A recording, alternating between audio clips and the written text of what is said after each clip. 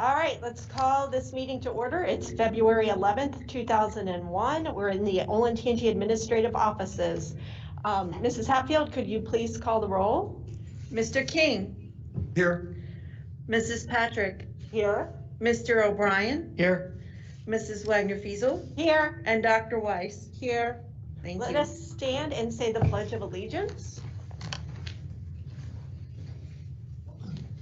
I pledge allegiance to the flag of the United States of America and to the republic for which it stands, one nation, under God, indivisible, with liberty and justice for all.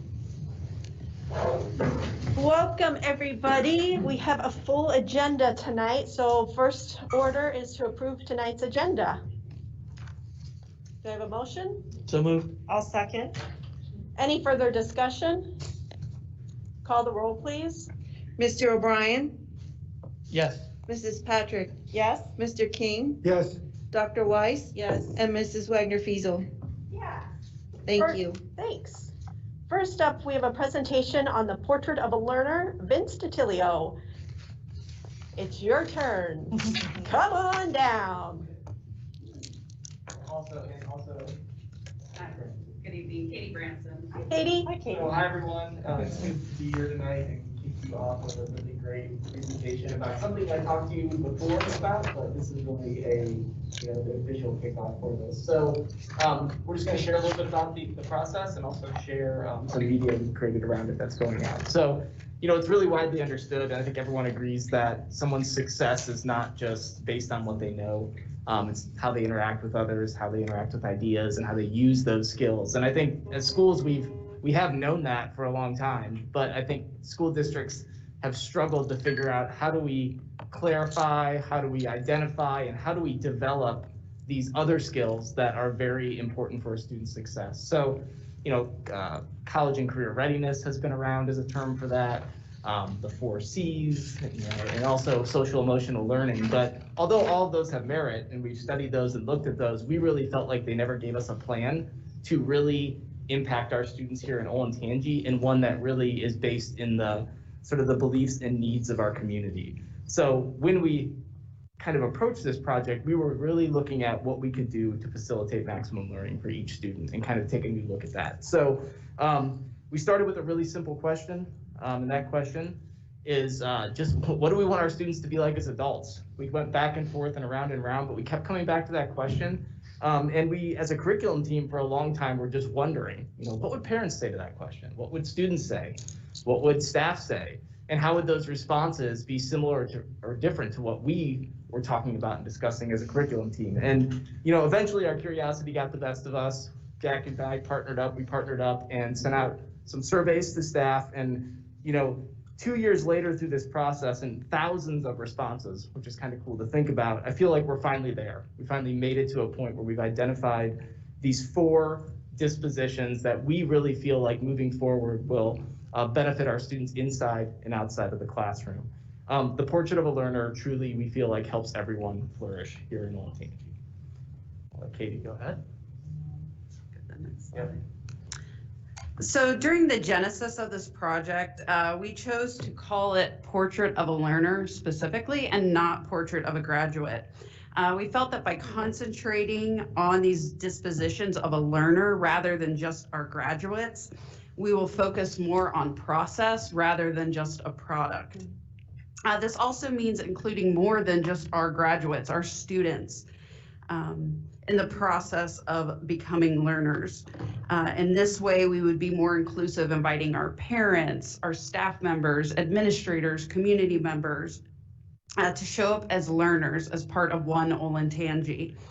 The 4 dispositions are what constitutes our character as thinkers and as learners. These dispositions help guide the way we interact with the world. Vince and I have had some discussion about this, and really and truly, the portrait of a learner is the mortar that helps to bind together our mission, our vision, and our strategic plan. And the portrait of a learner is our lighthouse on our journey to flourish, both in terms of academic success as well as personal well-being. So one way we are going to share the portrait of a learner is through showcasing staff and students who embody these dispositions. So we would now like to share a deeper look into a portrait of a learner.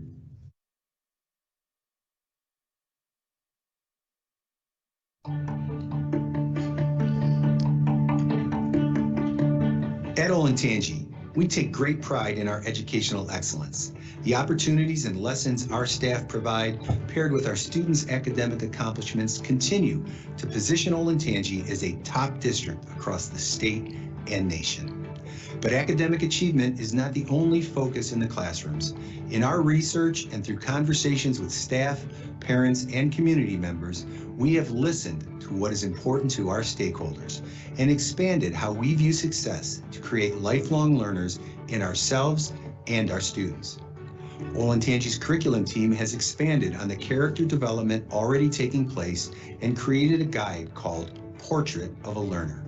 This initiative helps us navigate our roles and responsibilities to our students. It is our lighthouse, a reminder for what is truly important and why we do what we do. It asks all of us, adults and children alike, to show up as a learner. When we all show up as a learner, we model being purposeful, resilient, curious, and kind. These 4 dispositions are the pillars of Portrait of a Learner. We are taking a deeper look into each of these traits and why they are essential in educating the whole child. We invite you to meet 4 members of our Olentangy community that truly emulate being purposeful, resilient, curious, and kind. When I'm purposeful, I think the reason I feel happier is because I'm operating within my values. And when I operate within my purpose, I feel as though I have a clear path and a clear goal, and I know what my intentions are, and it's easier to prioritize my time. I try to think about each day, what are my students going to remember about me in my classroom 10 years down the road? And I want them to be people who are able to make sense of the world around them and solve problems and work with anybody, valuing their differences, but being great teammates to other people. I think it'd benefit our students in Olentangy to identify their purpose just to help them begin to plan their future. The earlier we can help our students explore and identify their purpose, I think the better we can serve them as staff and teachers. To me, being resilient means being able to consistently persist through any barriers or obstacles you're given when trying to achieve a goal. And it also means being able to recover from setbacks and not give up. I think that being resilient has benefited me in this classroom because it's allowed me to grow and learn from my mistakes. I've been able to adapt to changes just as school has gotten harder as I've gotten older, and being resilient has definitely helped me through that. I think my advice for other students is for them to remember that while it's easy to be discouraged, failure is an opportunity to improve and to succeed. And if you feel like you've hit rock bottom, you have to remember that it's only uphill from here.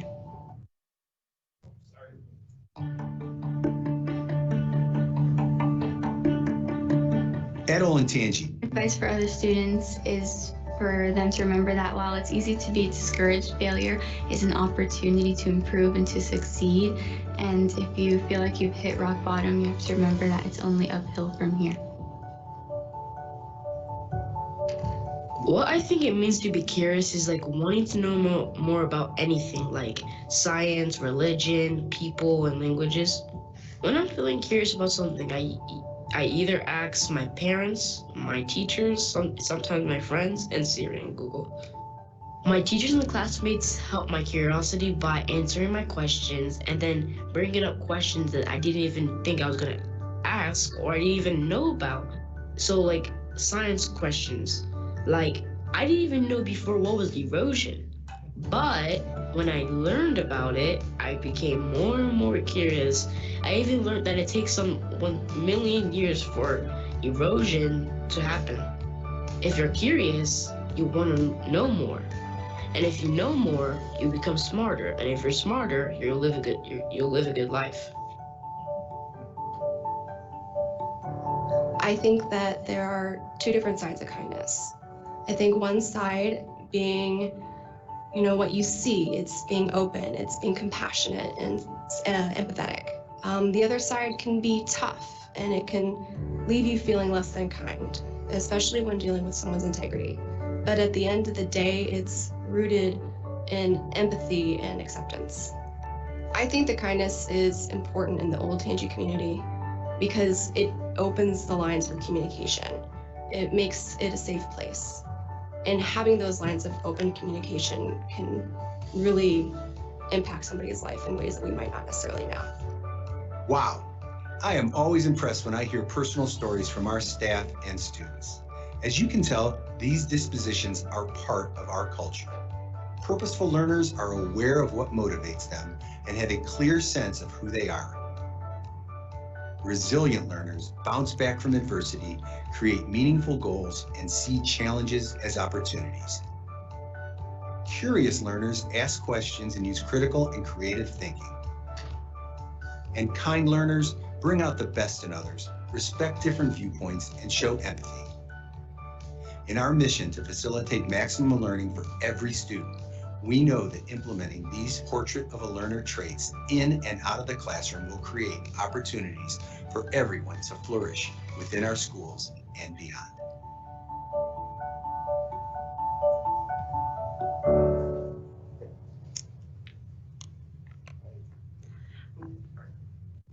I'd like to especially thank our communications department and Mr. Ray for all their hard work and dedication on the videos. Really nice, thank you. In addition to focusing on our students as learners, we are also working to offer learning opportunities for our parents. Over the next 4 months, the newly formed Parent Academy will be hosting presentations focusing on each of these 4 dispositions. And with that said, I think it's, really the vision for this is that this is something we can all embrace. When we all show up as learners to meetings like this, to other aspects of our life, good things happen. And we know that all of us play such an important role, the adults, in developing our students. And we really see this moving forward as a 3-part plan. The first part is to think about how we can model this, right? How can we as the adults in these spaces model these dispositions with our students? The second is to really enable the development of these, and that's where we really start working with teachers on, teaching methods and different ways to approach teaching in the classroom that makes space for resiliency and bouncing back and taking risks. And then finally, as a district, and this is a great example of starting to celebrate these things. We have so much to celebrate academically, we know that, but also calling attention to our students who possess these dispositions, people in our organization who are champions of these things in their building, and really making it something that stands out. The other thing it's really doing is it's charting the course for our professional learning. As you know, that's my role in the curriculum department. And the last 3 years, we've really been circling around this idea. We've focused on building stronger relationships. We focused on developing emotional regulation. And this year, creating a strong sense of belonging. And I feel like each of those feed into the portrait of a learner. And they really help us develop these dispositions in both staff and students. And as part of monitoring our progress in relation to improving student well-being and alleviating barriers to learning, we will also be evaluating our progress towards realizing the portrait of a learner as part of a foundational part of our organization.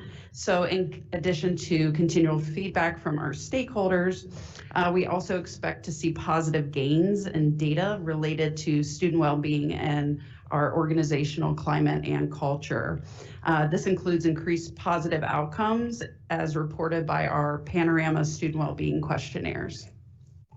So we just want to say thank you again for listening and letting us share. We're here if you have any questions or comments. We would love to hear them. Thank you. Questions? I have a comment when you're ready. Oh, go ahead. It's a great report. And one thing I've noticed over so many years that when programs are developed like this one, that there's that deeper thinking, and I've always appreciated that, where it's just your choice of the word learner that stuck right out of me immediately instead of graduate. And I've noticed so many times that there's that level of thinking here with all the people that work in our district, that they take it one step further. So I really appreciate that. Go ahead, Mindy. Well, I thought that was very beautifully done, and even more importantly is what's behind it and what's going to continue to drive it forward. I appreciated seeing our students and the personalness of the initiative. It was lovely. Thank you. We're very proud. You should be. And don't you have a program coming up next week?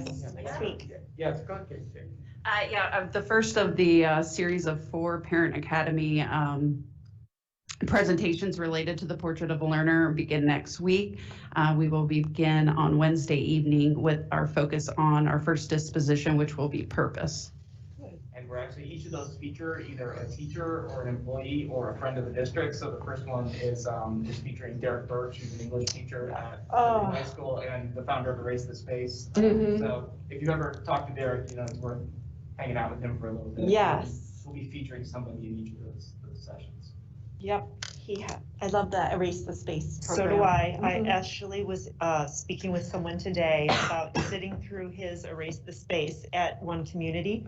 Still impactful in my thought rationale, and it's changed the way I approached a lot of things. He's a great example of someone. He's a fantastic example. So, Yep. I highly recommend people tune in for that next week then. Yep. All right. Thank you very much. Next up, we have Dr. Jackie Merkel, and she's going to be giving us an equity and inclusion update. She's been busy. Yes, I have. Thank you so much. So as Julie mentioned, I'm here to give an equity and inclusion update on the work that has been occurring from summer up until through January. So first, I wanted to just take a minute to introduce our team for all of those that are watching that might not be familiar with the wonderful ladies that are kind of behind the work happening in the district. We are very lucky to be in a district that values this work to give us a team of 4 to lead. So myself, I am the Assistant Director of Equity and Inclusion. I'm also joined by Heather Cole and Makila Thomas, who are District Diversity Coordinators, and Shannon Griffin, who is our K-12 District Diversity Chair. So I want to take a moment to just thank them for their tireless work and commitment to the district and equity. So I wanted to start out today and first take an opportunity to provide a snapshot of our Equity and Inclusion Action Plan. This plan was developed over a 6-month period and is intended to guide the diversity, equity, and inclusion work of the district over the next 3 to 5 years. The goals within the plan support our strategic objective of promoting a culture of inclusive excellence in our schools, which ultimately charges us with ensuring the educational environment is free from bias and discrimination while affirming the rich diversity of our community. So for this snapshot, here's a really brief picture. This was actually sent to the community in our December 15th Equity and Inclusion newsletter, but it can also be accessed through the Equity and Inclusion page on the website for anyone that would like to take a deeper dive into the plan.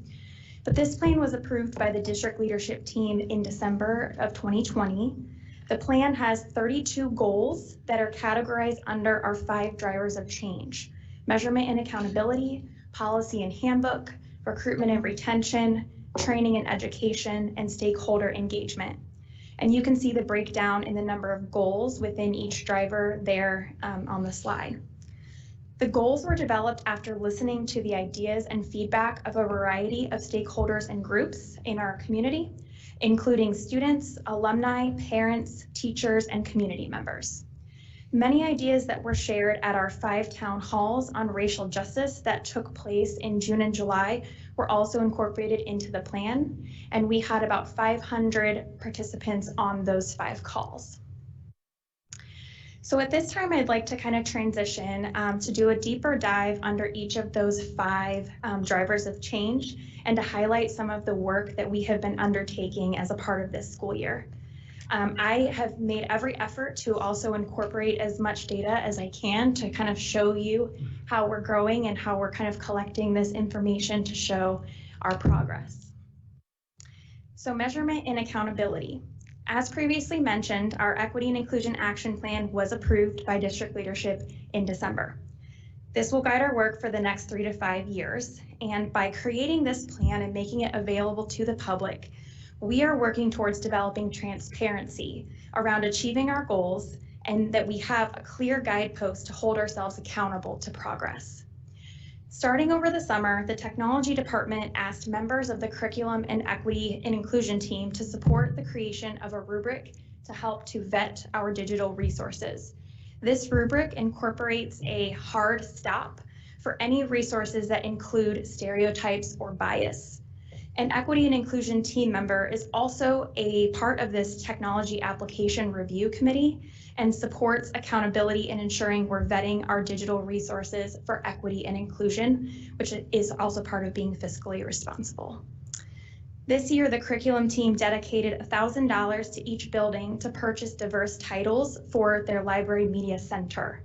Library media specialists looked at their Follett collection diversity audit results to identify gaps, as well as data on their student populations. The equity and inclusion team members spent time vetting each title that was submitted to us in these purchase orders to ensure accountability around stereotypes and representation. These new titles will be another step forward in ensuring all of our media centers are representative of the students we serve, and they have vetted diverse titles for students to check out. Formerly known as the AP Interest Survey, which I've presented on before, which we kind of established that work in 2018, the Equity and Inclusion team started analyzing data around gaps in our AP course enrollment. We then surveyed high school students annually to see whether they were interested in enrolling in AP options in the future. We identified areas of student interest and engagement and gained a better understanding of each student's future career path. Students from underrepresented backgrounds where we saw a gap in the data were then identified for possible enrollment with an AP course in the future. Back in 2018, we started out small. We identified 45 students for future AP enrollment across the high schools. In 2020-2021, we expanded this survey to incorporate all 5 of our pathways: advanced placement, college credit plus, DACC, teacher academy, and mentorship. And we identified 342 students from underrepresented backgrounds for one or more of these pathways. We hope to continue these efforts year over year and track additional supports for students once they are enrolled to translate into equitable course outcomes. And finally, for this driver, we evolved our equity and inclusion survey to be incorporated with the Panorama survey set that is given to 6th through 12th grade students. Previously, the equity and inclusion survey was given to high school students every other year. This was established back in 2014.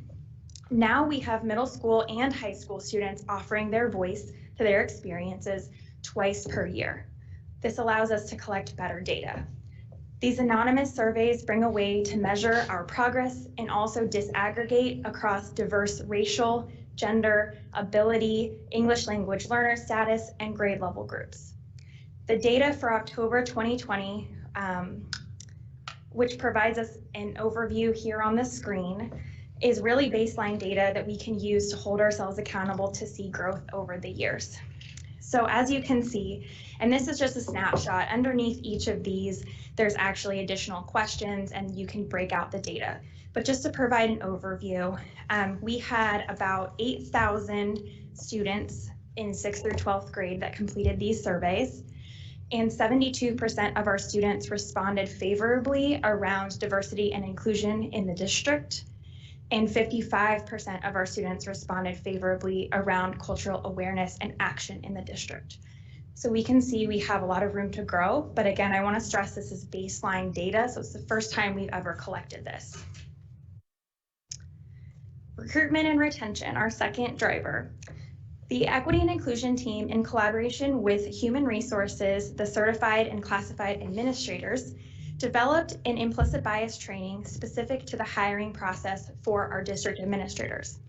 There were 113 in attendance, and we received great feedback from the session. This is something that we're going to be continuing to grow on year over year. A member of our Equity and Inclusion team also served on the hiring panel for Elementary 16. One of the goals of our action plan is for an Equity and Inclusion team member to be a part of every building principal interview process moving forward. So we started that with the new Building 16 process. Formerly known as the Minority Educator Focus Group, the Black, Indigenous, People of Color Focus Group has restarted in the district. This will be held biannually for racially diverse staff and administrators. The focus group provides a space for experiences to be shared and feedback to be given to the human resources, equity and inclusion, and district leadership teams. After a few meetings, we will have a more comprehensive picture of our racially diverse staff's experience as a result of these ongoing touch points, which are crucial for our retention efforts in terms of a diverse workforce. And lastly here, the equity and inclusion team collaborated with the human resources team to update the district's annual recruitment and retention plan.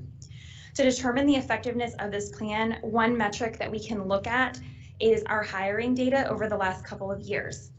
You can see that data, the numbers up on the screen for our administrative, classified, and certified hires. This information was also shared in Todd Meyer's update to the board back in November. But I would just like to highlight that specifically under our certified new hires, that this past year, we had 16% of our staff were diverse new hires, which is the best year that we have had probably over a 10-year span. So definitely there's growth, but there's still a lot of opportunity to continue to grow here. And we did see a small decrease in our classified new hires and administrative new hires this last year around diversity. But when we look at growth over the 3-year period, we are continuing to go in the right direction. Training and education. We've made a lot of headway in this year, and I have to definitely thank my colleague, Ben Sotilio, for our collaborative efforts on the professional development that we've offered to staff. In this area, we have kind of 4 main components that I would like to touch on.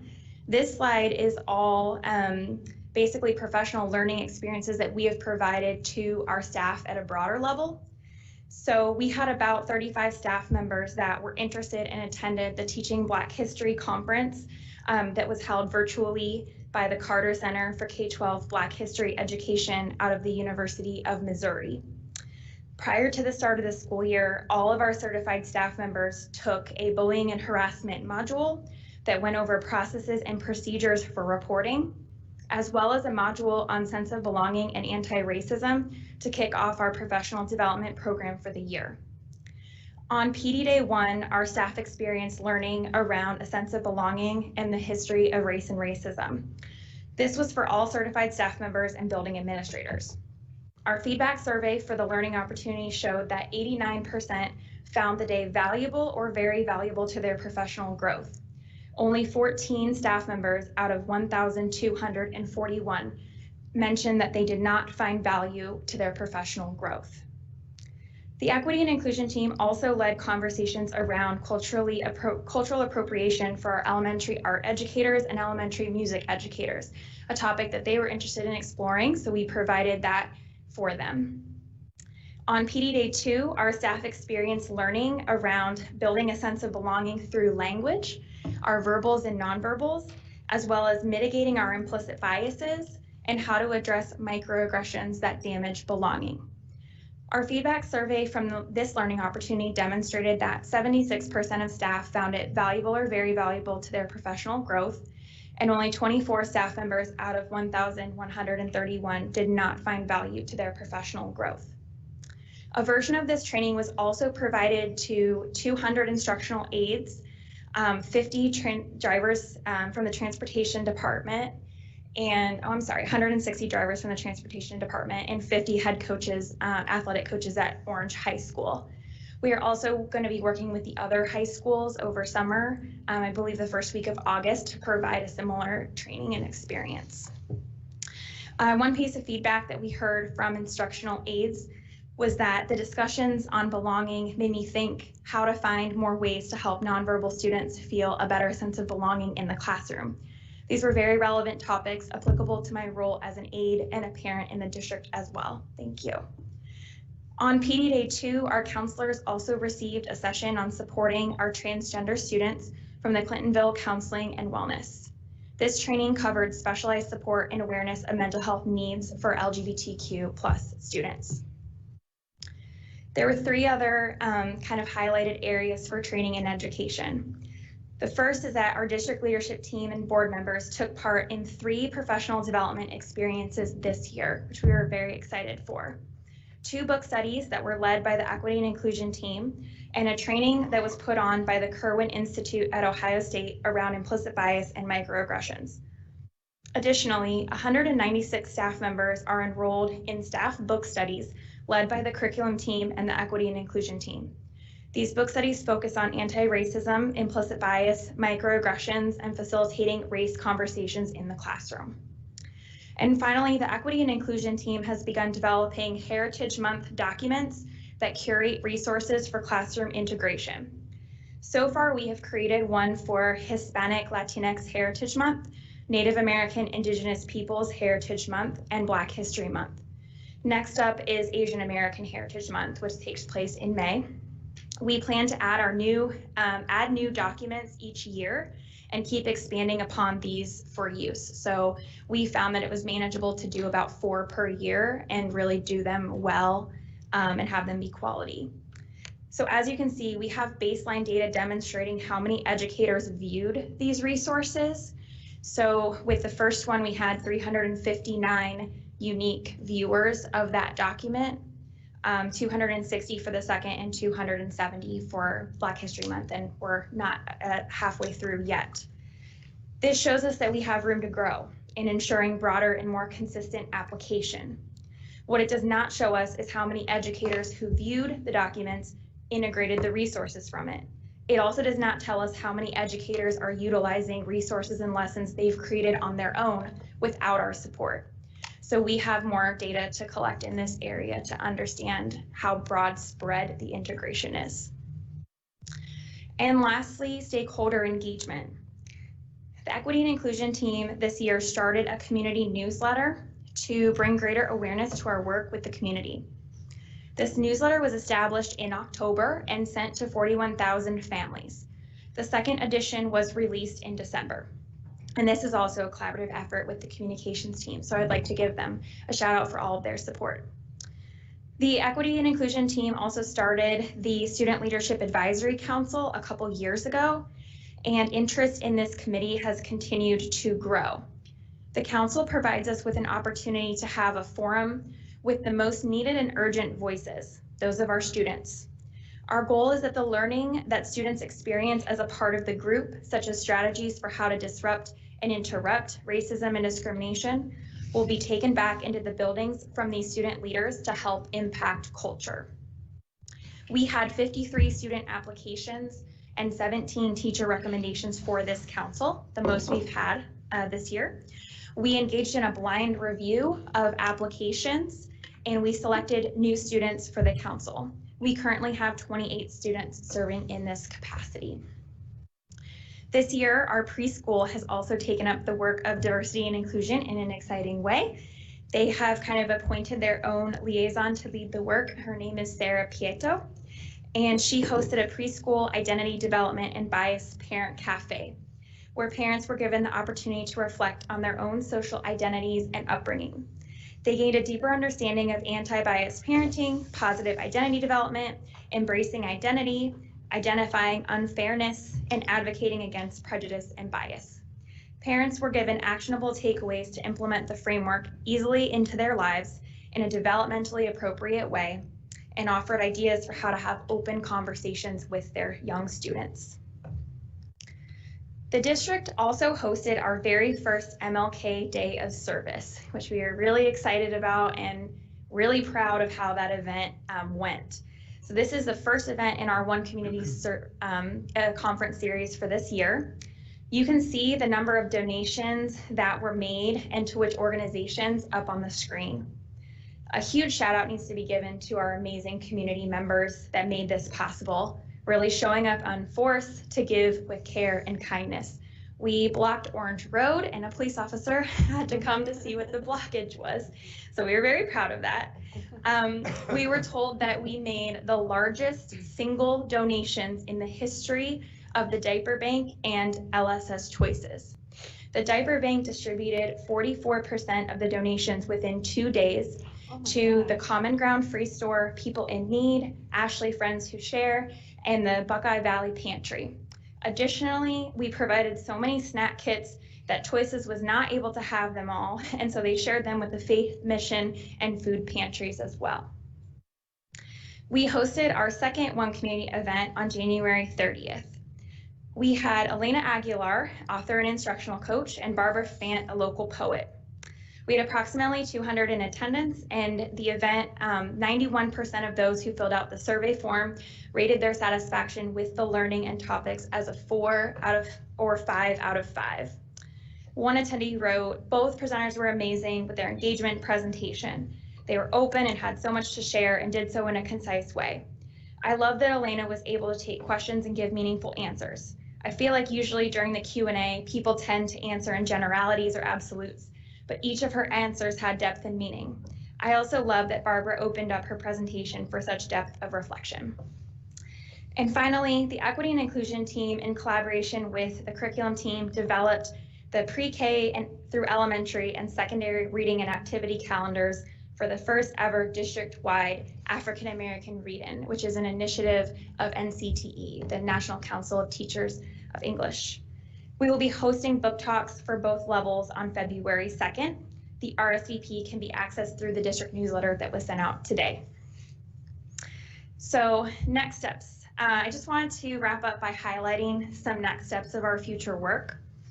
As I mentioned, the action plan has 32 goals, and this is an example of some of our future work. So some of those goals include conducting a thorough and comprehensive equity and inclusion audit, reviewing our discipline policy to determine best practice, continuing to update and communicate our recruitment and retention plan, working in collaboration with the curriculum team to ensure an accurate and inclusive curriculum for all students pre-K through 12, and expanding our Leadership Advisory Council to hear the voices of our middle school students and ensuring that both of those councils are superintendent's committees at the wishes of Mr. Rafe.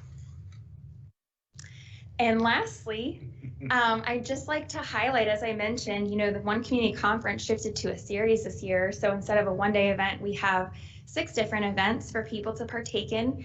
And we just would like to invite everyone watching to please join us for any of these that really call to you. So our next one is February 2nd, the African American Read-In. Then at the end of March, we're doing another service day. This one, we're actually sending people out to organizations that we've partnered with all throughout the county. In April, our student keynotes, which is like the most beloved part of our conference, we've preserved that. We actually just auditioned high school students and have selected our keynotes. That will be April 21st. And in May 8th, we're welcoming speaker Goldie Muhammad, who speaks on culturally and historically responsive literacies. So that's more of a educator-focused one, but I think it will be great for anyone who would like to attend. So at this time, I'd just like to say thank you and open it up to any questions or comments. Kevin. You noted the 35 things well-intentioned people say. Yeah. Could we get a copy of that, please? Absolutely. I've been intrigued by unconscious bias, something I'm working on nationwide. Yeah. And I think it'll be really good for us as a board to think about that. Yep. Absolutely. Yep. I'll get you a copy. Thank you. Very quick one. Go ahead, Dave. Could you go back to the slide where you show those novels, those books, the names of them? I just wanted to double check something right there. Yeah. This one? Yes. And Jack, I'm sure can answer my question if you can't, but wasn't the author of Not Light Nor Fire the speaker we had a couple of years ago? Yes, Matthew K. Okay, well, I read that book, and for those who were interested, it was really pretty interesting. I'm sorry, Dave, which book? Not Light, but Fire. Oh, okay. The educator that spoke to us a couple of years ago wrote it, and he quoted from it, as I recall, but the theme of his talk was the theme of the book. Okay, great. It was really good. Thank you, Dave. And Matthew K. is an educator out of Philadelphia. But yeah, his book is really fantastic, and a lot of our buildings has been taking it up and doing building-wide book reads as well. So. Any other questions? We're going to be doing this periodically, is that correct? An update? Thank you. Quarterly. Quarterly. Yes. Yep. Thank you. Oh, I have one. When is the second survey? When would that one For go out? Panorama? Yeah, for Panorama. March? March 8th through the 19th. March 8th through the 19th. Yeah. I Thank had to you. double check. Okay, thank you so much for spending time with us tonight. Thank you for having me. Yep. Next up is the board president's report, and as my specialty, I want to give a legislative update. The House is now in session. Senate started a couple weeks ago, but now the House is in session. And the first bill that they introduced was House Bill 1, which we all know and love as the former Cupp-Patterson school funding fix bill. And it has two new sponsors, a Republican and a Democrat, Jamie Callender, and I think it's Bride Rose Sweeney is the other one, the Democrat on that. And I have sent an email to Representative Carfagna, and I'll give him a call tomorrow to follow up, because I'd like to have him do a virtual conversation with our community on House Bill 1. If you remember, that Cupp-Patterson bill passed unanimously in the House right after Thanksgiving, but then was never taken up in the Senate. So I want to follow up with Representative Carfagna on that. State testing, I've gotten a lot of questions on state testing. State testing is on, people. There's a bill proposed in the legislature. I believe Teresa Fetter in the Senate is championing it. But the Senate president is not a fan of that. So state testing starts like right after our spring break. So if something doesn't get done soon, everybody's going to be taking a test. So hold tight on that. On Tuesday, the governor announced an education plan that I'm going to talk to Jack about later, but he basically has asked all school districts to put together an education plan to catch students up from the pandemic, and the plans have to be submitted by April 1st. The plans could entail a longer school day, a longer school year, summer school, and of course there's funding for it, but the funding is tied to Title I funding, of which we get zero. So we had to follow up with that one. I know my sister is a teacher in Pickerington, and they had a meeting about it today. So I'm going to follow up with Jack on that one. And then I just wanted to address some misinformation again that's out there. When you see a Facebook post that says, somebody said, or I have heard, ... oftentimes it's misinformation. There was misinformation out there about school board members not reading emails. I think what has happened was that there was a misunderstanding about how we handle public participation. And due to the health regulations that are in place due to COVID, we can't have people coming in. You know, we discussed different ways, and it was just going to be more time consuming getting people in and out of here safely. And we thought, well, we still have this way to do it by submitting emails.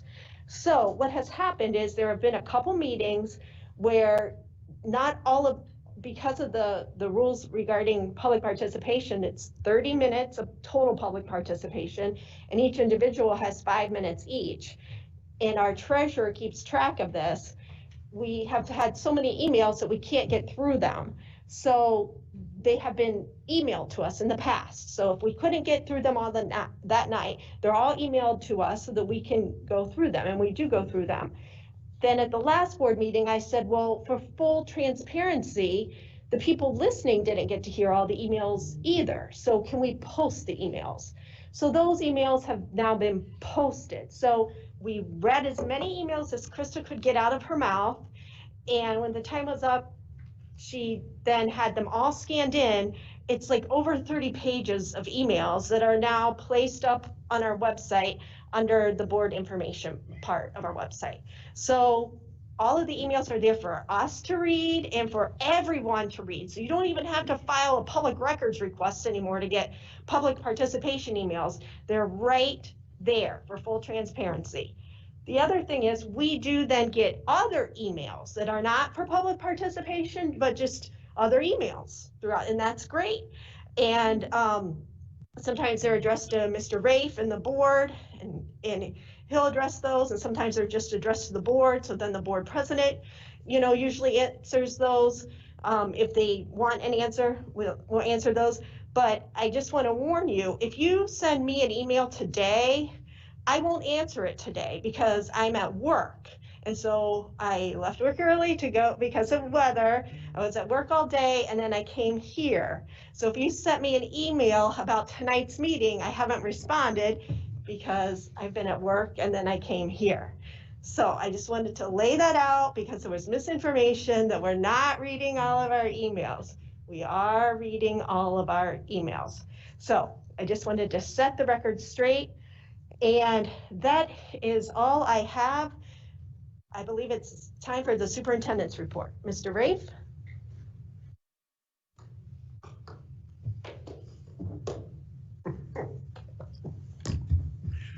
Good evening. Thank you.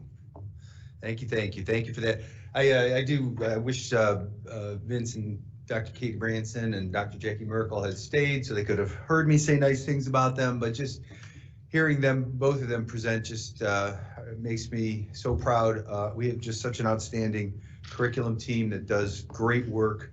You know, people ask about why, especially with the crazy schedule we have, why we have professional development. And when you heard Dr. Merkel talk about the type of professional development we're doing and how important that work is, especially in the time, especially now, and what we're dealing with, it's time well spent. So, as always, we'll start off with some living the mission slides. As most know, we did host the vaccine clinic at Berlin High School. They had a great partnership with the Delaware General Health District. We are the only county in Ohio that has taken this approach. This one-day mass vaccination. We got through 3,800 school employees at Berlin High School. Our team, our leadership team, really did a great job helping the health district organize that event. And it was the first week, we got through 100 people in the first 17 minutes. And I got to spend time with a lot of staff members and just seeing the sheer joy in their eyes, because their faces were covered, was amazing. And get to talk to them and the positivity of it all. It's just a sense of relief that I think is coming over so many of our people, that we may finally be turning the corner here. So this is just a quick picture of the county superintendents and Sheila Hiddleston with her yellow safety vest there. Such a nice lady who's done a great job for us. Last week, for February 1st to the 5th, was National School Counseling Week. So I want to make sure I throw a shout out there to all of our school counselors for the important work that they do with our students. Again, they have been instrumental in helping get our school year organized when we went to the hybrid schedule, and then obviously supporting students all throughout the year. So I'm sure they weren't happy to hear that, because especially at the elementary, actually at all the levels, they do a lot of work with supporting testing. So they probably aren't overjoyed to hear that testing is going forward. So again, a shout out to our communications department. The Community Connection newspaper arrived in mailboxes across the district. So I think we get a lot of really positive feedback on that publication, and it goes to all the members of the community. So it's one of the ways we do connect with people who don't have children in our school district, which is very important. I want to highlight the work of Erin Bush at Berlin High School in the Yearbook News Magazine. Erin was featured on NBC's Forest Pandemic Postcards. I'm sure some of you may have seen this, just shared positive perspectives and how they're capturing memories and moments from this school year. So great job, Erin at Berlin High School. As you all know, we are deep into the redistricting process. So the next phase of this is our community forums that are coming up. So Thursday, February 18th, we have a pre-recorded video outlining the northern, southern, and middle school options. You'll see their viewers will have a link for survey participants to give their feedback, and then that will be shared with the community. And then on Saturday, February 20th, we're going to hold 3 45-minute virtual sessions. One again for elementary schools in the northern part of the district, elementary schools in the southern part of the district, and then a third session for options for our middle schools.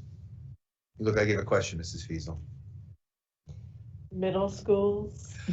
Well, the issue is we obviously middle school 6 is opening in 2023. So as we're looking at these options, we're layering on top potentially options for how that is affected for middle school 6. But Berkshire Middle School is climbing over. It's almost to 1,200. Oh. So, we may have to touch some of these middle schools, but we don't want to have, again, there's the move people twice.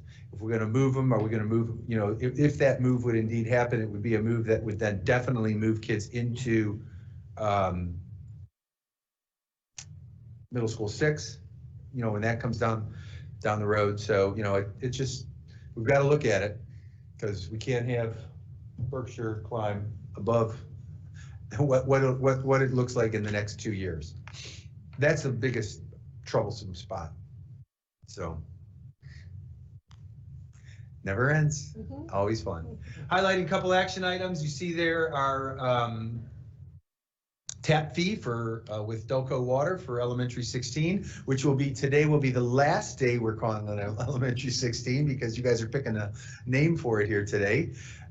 So then we have our resolution approving the work with Robertson to do the playground renovations and our security vestibules, and then a resolution for land donation from Kenny Asset Management for the 13.7 acres for elementary 16. You had previously approved, Jeff, I just lost what it was called, an agreement that allowed us to start building the land, so there's no confusion in case somebody says, well, I thought we already did this. Now this is the formal process of accepting the donation from Kenny Asset Management. And again, we're very, very thankful for that partnership that we have with Metro Development and Kenny Asset Management. Is that the normal footprint, about 13 acres for elementary? It's a little bit smaller than most elementaries, but the detention ponds are staying on the homeowner association site, so normally that would be part of our site. Okay, thank you. Yes. It's always nice to have these little angels on my shoulder, so I appreciate that. Thank you, Mr. Gordon. So, and then we have here some important dates coming up, and as I've already mentioned, the importance of our Professional Development Day and President's Day. Vince highlighted the Portrait of a Learner series. Vince and Katie highlighted that, and then the One Community Conference next event, and then our next board meeting is February 25th. Lots going on. Okay. Any questions? Any questions? Thank you. All right, I'm gonna run the restroom. I've been drinking too much water. You go. I understand that. I'm glad you're having that much water. Oh my goodness. So for our treasurer's update, no specific slides for you this evening. You'll notice on the agenda that we don't have any action items. We will bring those forward at our February 25th meeting. But I did want to give the community a brief update on where we are with a few state funding items. Mrs. Fiesel gave you a great outline of where we are with the Fair School Funding Plan. We have previously talked about that as House Bill 305. It is now House Bill 1. So more to come on that. We'll collaborate and continue to monitor that as we go through the legislative process and the budget process. We do have some positive news for this current fiscal year. The governor recently issued Executive Order 2021-01D. Not that anybody needs to remember that code specifically, but what we would like to share is that it has changed our foundation formula for this current fiscal year, which will add an additional $500,000 to our funding. At the governor's press release for the biennium budget, the two components of note were the Student Wellness and Success Funds and Enrollment Growth Funding. Those two pieces are scheduled to continue through the biennium budget, so for fiscal year 22 and 23. Currently, those two components provide about $2.5 million of our state funding. And so we're very happy to see those components stay into his plan and move forward into the future. At what level, we don't know specifically if those two components will continue to grow in terms of per student funding. The Student Wellness and Success Funds had a very positive growth for us, but we're told that these are initial simulations. We don't have the final or the official simulations as of today. So we'll continue to monitor that and have a conversation around that as we continue in the coming months and up to the 5-year forecast. With that, I will take any questions you might have. Any questions? No, thank you. All right, thank you very much. Public participation. Mrs. Davis, do you have any public participation for us? Yes, yes I do. Just a few, correct? Just a few. All right, so before we start public participation, I'll just remind everyone that the reason we are collecting public participation comments through a form on the website virtually is because we are abiding by the state's 10-person meeting law. And in an effort to hear as many public participation and varied comments as possible, we're reading them instead of calling people in the room one at a time. So, and furthermore, the board does not comment on public participation. Therefore, there's not a missed opportunity for dialogue during public participation. So with that said, before I start, we have 76 total public participation comments this evening. I will not make it through all of them in 30 minutes, but the categories that they are in are Braves rebranding, there are 12, 5-day attendance model, 45 comments, general attendance statements, just general comments about our attendance model, 3, hybrid attendance model, 7, prom, graduation, and other assorted senior activities, 5, and the removal of CDL instruction, 1.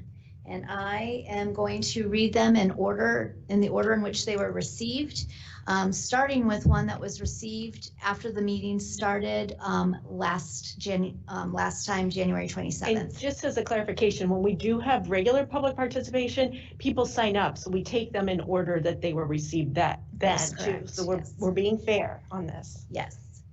So the first several that I'm going to read were actually submitted right after the last meeting began. So starting with Aaron Jeffries, 290 Ashmore Drive, Powell. Many large companies are not returning employees in person until at least June, possibly later. I urge you to consider the hybrid course for the rest of the school year. Keep our children and educators safe. Slow the spread. Nora Weevil, 3001 Coltsbridge Drive, Lewis Center. You are doing a great job in these unprecedented times. Let's get these kids back to school full time. What can the community do to support these efforts and push for full time? Nick Goldsberry, 399 Wooten Court South, Powell. With the CDC reports of little evidence of COVID spread related to schools, increased knowledge on personal hygiene, and now a vaccine being distributed to teachers, how does the Olentangy Board explain the decrease in educational standard by the hybrid model as being acceptable to the children, the parents, and the community? My 5th grader is stressed out at age 11, trying to self-teach himself the education lessons that are not reviewed in the classroom, and at least once, if not twice a week, trying to Geek Squad figure out why lessons don't work, answers won't upload, or why assignments don't show up properly on the websites that have replaced our education system. The time is now to take that top education system in the state and put it to work to decrease the stress of our children, remove the education burden on parents, and raise the educational standard of our children.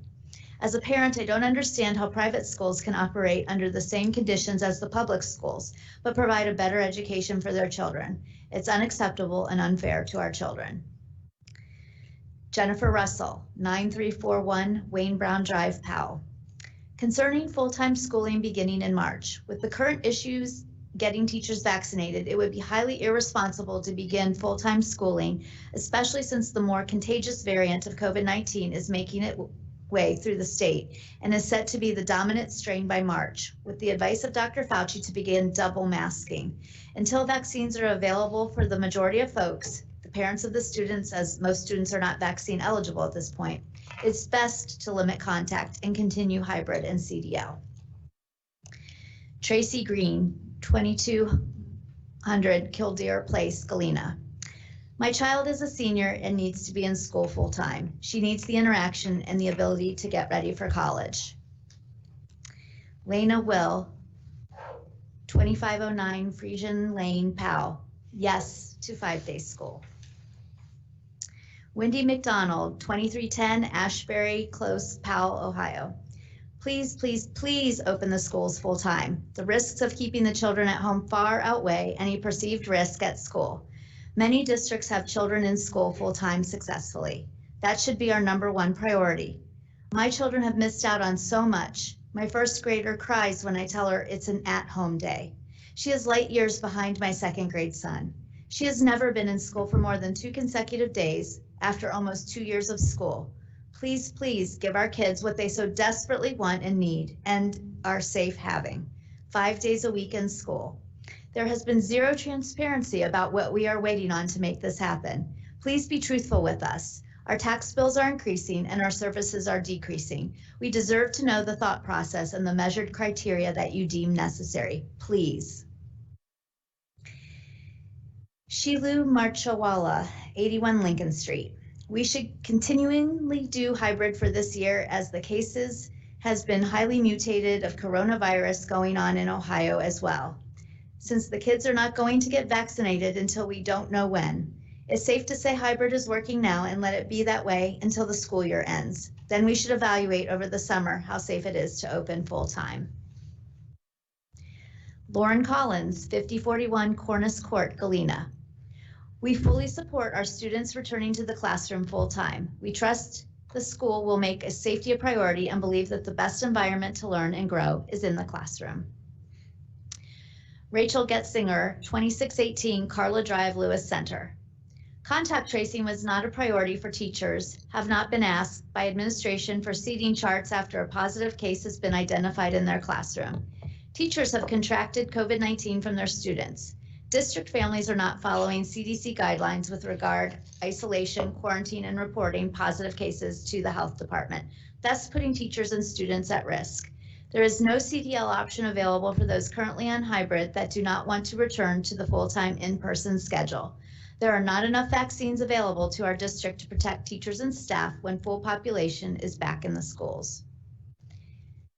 Amy Gedling, 8229 Tricia Price Drive.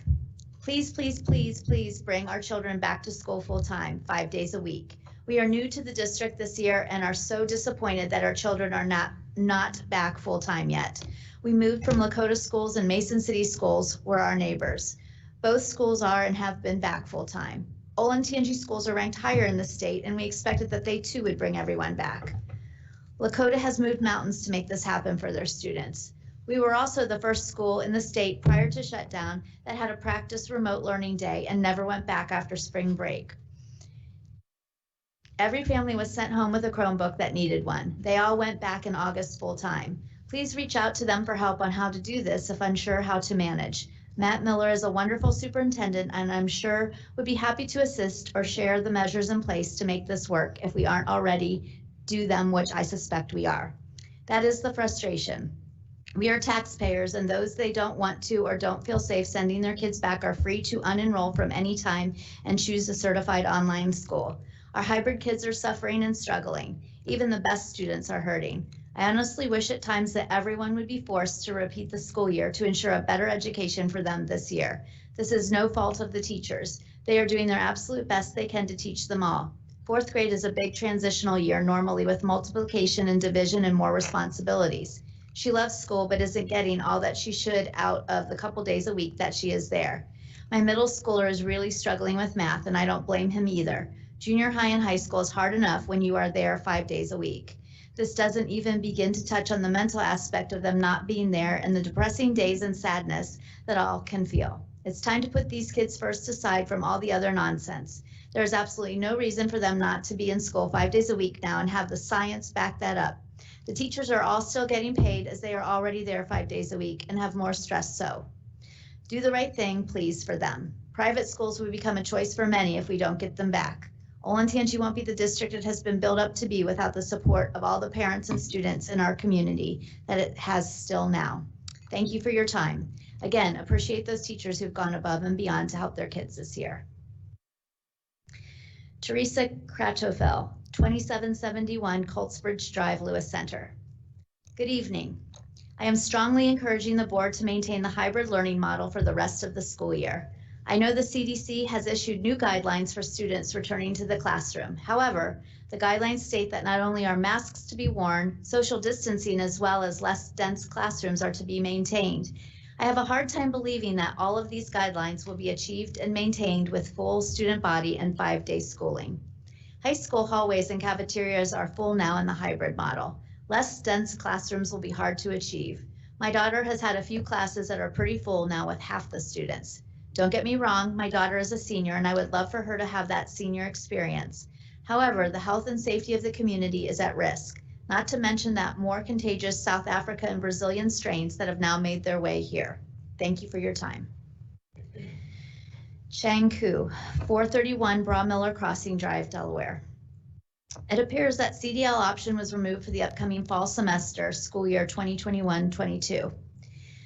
The community has shown great support towards Olentangy School District, and we expect the same respect the district will provide, not just back to the community, but also to the educators. Living among this great school district is a group that is classified as high risk or immune compromised situation, and I am referring to families as well as the teaching staffs.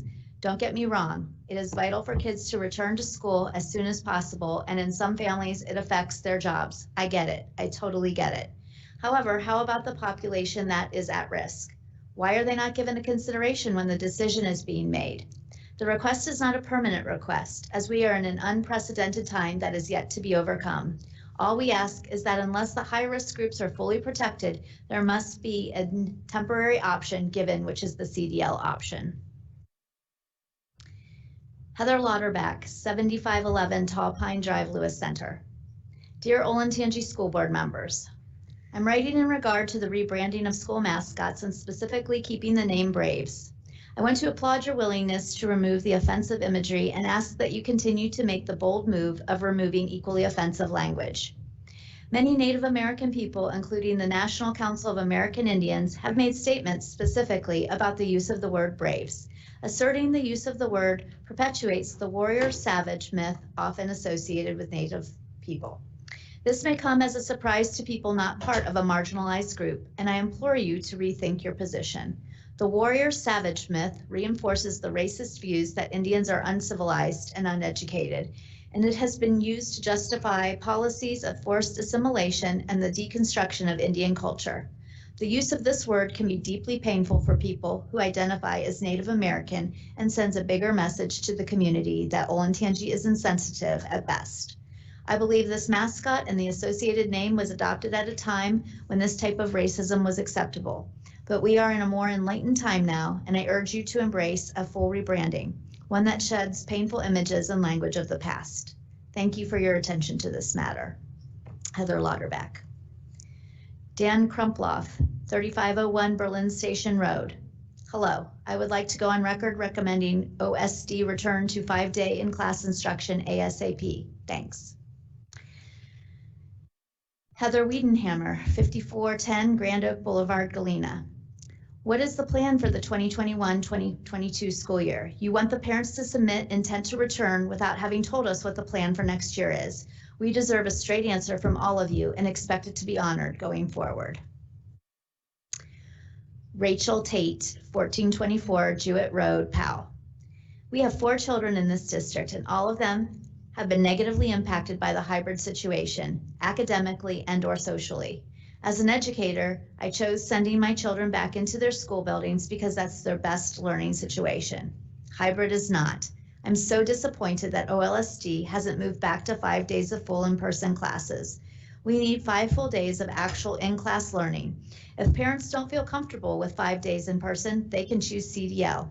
Our teachers and staff are wonderful. You can do this. Make it happen ASAP, OLSD. Chris Hicks, 4055 Mariners Way.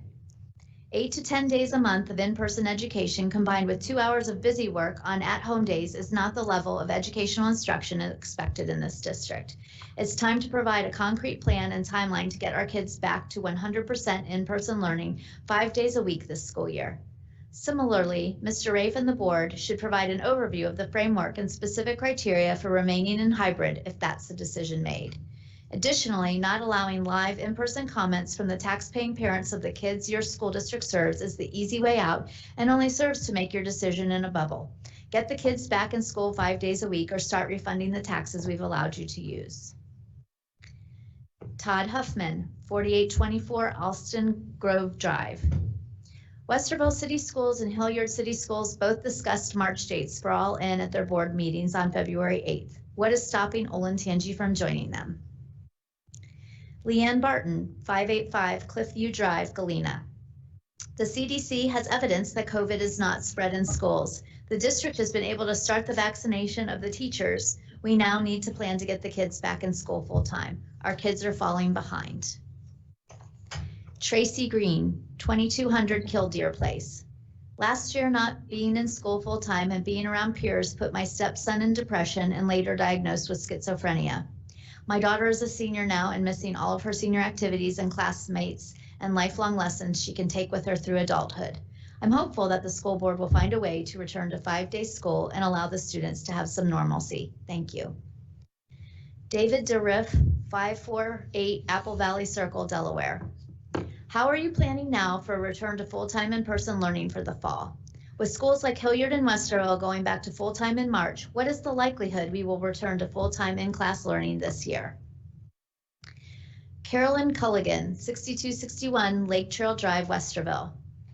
At-home learning days, hybrid days, are basically homework days. They are not true school days. We did not consider homework in the past as part of the total schooling hours in a year.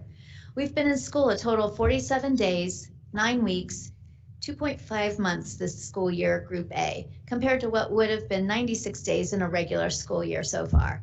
That's the difference between what our Olentangy kids are getting versus what other kids in some private schools or full-time districts are getting.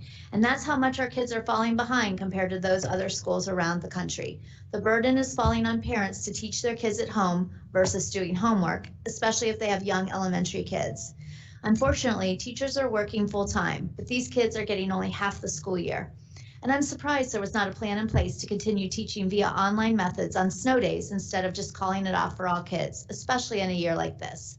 I understand in a normal school year, we have a certain number of calamity days and the curriculum is still covered in full, but I'm quite sure it's a struggle to cover the curriculum in full this year due to hybrid days. And having snow days on top of it, what actual percentage of the curriculum is actually being covered this year? And how much of it is being retained by the kids? And for those who say, let them enjoy the snow day and play in the snow, let them be kids. Isn't that what weekends are for? Audra Van Winkle, 4928 Braden Drive, Galena. My girls, 1st, 3rd, and 6th grade have been CDL and now in person. The changes in all of their behaviors has impacted friendships, family life, and their personalities. We've done our best as parents to address these issues. Please, we beg of you to now do your part in addressing their academic, physical, emotional, and mental needs. If our finances weren't stretched so thin, we would go private. We trust the district, but every day this continues the faith in your decision-making and how it impacts their well-being is diminished. As an occupational therapist, I work with children struggling daily. Their academics, mental, emotional, physical, and emotional needs are not being met. This is frustrating to watch them struggle significantly. Put yourselves out there to witness the sadness. Put yourself in my house witnessing the anxiety, depression, and frustrations each of my kids faces daily. Get our kids back in school full time, please. Amanda Ciccia, 1221 Royal Oak Drive, Lewis Center. I, along with many other parents, demand to know why you are dragging your feet on reopening schools full time.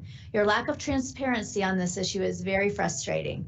I don't need you to hold my hands and protect me and my family because you think by opening schools full time it will give people a false sense of security and they will gather outside of school more and spread the virus. We are adults who have the right to make our own choices and choices for our children. We don't need you to tell us we can't be trusted to make good choices, so you're going to hold our hands and force us to be responsible. That is not your role. Your role is to teach our children, and we pay a load of taxes to make sure they get the education they deserve. You are failing our children. They are your only responsibility, and you are failing them horrendously in the misguided belief that you have to be the protector of the community. Please let the community worry about ourselves and get back to doing the only thing you're supposed to do. My kids are doing ridiculous busy work when they are at home. They aren't learning anything. With all these snow days and teacher and service days and la, they are rarely in school at all. This is a joke. Give us back half of our taxes so we can send our kids to schools that understand the purpose they serve. What are your plans for next year? I would like to know as well. All these kids that aren't learning, who are falling behind and flailing magnificently, what are you going to do about them? Are you going to just shove them on to the next grade? Will we have the option to hold our children back to repeat their grade if we feel like they are too far behind to be successful? Are you going to hold free summer school for all the kids who are behind, which is almost all of them, I would assume? We don't want maybes, and we will seize. We want clear goals and honest timeframes and answers. Stop hiding and placating us. Tell us the truth, and if you can't meet our expectations, then tell us now so we can jump ship and find someone that can. Amanda Sissia, 1221 Royal Oak Drive, Lewis Center. Enough is enough, Olentangy. We want to know, when are these kids going back to school full time? We deserve to know. No more board meetings with vague or tentative plans. No more reading our questions out loud and not answering them. Our kids are not getting the education they deserve and that we pay for. This is not about the teachers. This has gone on way too long. This is a total injustice to our children. It's time, Olentangy. It's been time. Edit. Also, Olentangy, why aren't parents allowed to attend the board meeting? Why can't you set up chairs 6 feet apart and allow a few parents to attend? You need to see our faces and answer to us. Stop hiding. Danielle Pasantes, 85 Winding Valley Drive. This will be short, but super important. You all have the power to help our children during these difficult times. With staff being fully vaccinated by the end of this month, our schools can offer full-time instruction safely for all. So many children are falling through the cracks, and the long-term effects of this will not just disappear overnight. The sooner we can be full-time, the sooner our students can start to recover emotionally and educationally from this past year. Please, Olentangy parents are begging you to follow the neighboring districts. Yes, they're smaller in size, but we have more buildings, more employees, and more PPE to keep everyone safe. Please listen to your district. Christy Hoyt, 636 Cardinal Hill Lane, Powell. Now is the time to practice what you teach about fear, about taking risks, about doing what is best, not just what is easy. We need you, and we are waiting for you to step out of your comfort zone, take the necessary steps along with the district to get your classrooms safe, and get back to doing the thing we love you for, educating our kids in person. There is no replacement for the training and experience you have, which is so evident in all the ways we are messing up our kids' education at home. Open up, Olentangy. Marion Ruffner, 1184 North 3 Beesinakay Road. My daughter, older than elementary I might add, cried today when she learned of the snow day. She needs structure. She needs socialization. She needs at school days. Enough is enough. The numbers are down as far as COVID cases, but I suspect the mental health issues and medicating of kids during the time is much higher than normal. Gina Cribb, 6136 Firestone Place, Westerville. It's time to pull off the Band-Aid and return to 5-day in-person schooling. We have plenty of anecdotal evidence that full in-person schooling is safe. Mason has been full in person all year and their infection rates are no higher than ours. Their population per building is similar to our district. Our kids are suffering and can't sustain this any longer. The damage to these children, both academically and emotionally, is exponential. It's time to return our children to the schooling they deserve. Vanessa and Steve Bartos, 2954 Nantucket Drive, Lewis Center. We are very concerned about the attendance police for the district. We have 4 young children in this district. We moved here so that they could all go to the Olentangy schools. My husband and I are extremely concerned that our youngest children are not becoming the readers they should, and our older children are becoming depressed in this isolated environment. Please explain Olentangy's plan to reopen to 5 days of in-person learning. Sean Cameron, 9515 Ireland Court, Powell, Ohio. I'm writing in support of returning our students to in-person 5-day-a-week schooling. The quality of education has become a joke, and the side effects on our children are very apparent. The decision lies with the superintendent, and we would like to know an exact date on when students will return to in-person 5-day-a-week learning. Michelle Kozner, 749 Maple Vista Drive, Delaware. As an Olentangy staff member, I want to first state how proud I am of the school board to hold the health and safety of the staff and children as a top priority. I work as a lunchroom aide, and my position requires me to be around unmasked children most of the time I'm in the building. My job is to keep them safe as possible while keeping myself safe in the process. I have to constantly remind kids to wear their mask and keep social distance, and can be exhausting. As a parent, my child is learning in the hybrid model. From what I see in my day-to-day, I don't see how we could safely return to all in without kids being on top of each other as well as the staff.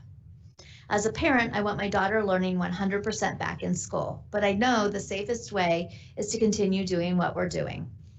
It's safer for the staff and safer for the kids. Fact is, mask wearing and remains part of getting through this pandemic even after we are fully vaccinated. Please know you are all appreciated. Staying hybrid is, in my opinion, the best choice to continue keeping us all safe as possible. Thank you for your time. Patricia Boysel, 4232 Hyatts Road, Delaware.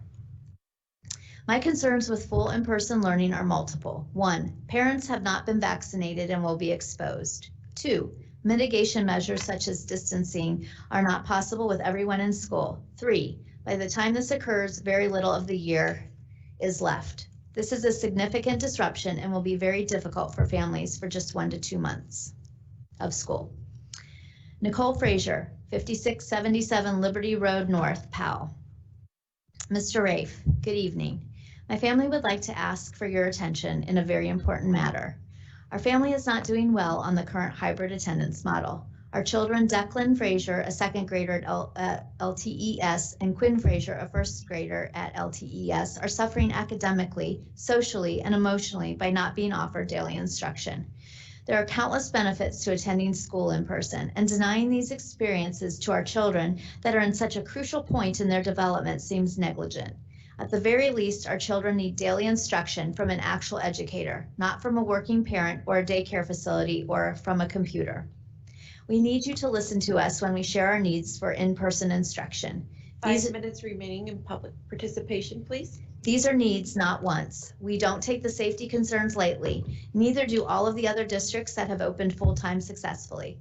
My spouse and I are both pharmacists, and we do thoroughly understand the risks of this pandemic. We also understand the efficacy of the vaccine and all of the other safety measures we have been taking all along, such as masks, distancing, and common sense infectious disease prevention. The benefits for our children attending school in person daily far outweigh the risks. Nobody likes to make decisions that could result in negative outcomes for kids or teachers.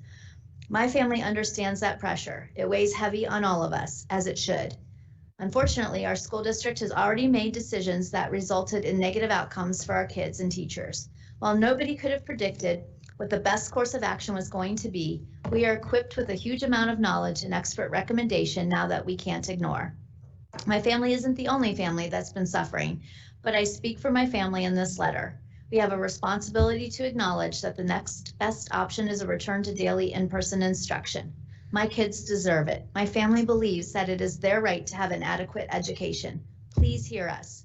There is a way to provide what my family and what many other Olentangy families need going forward.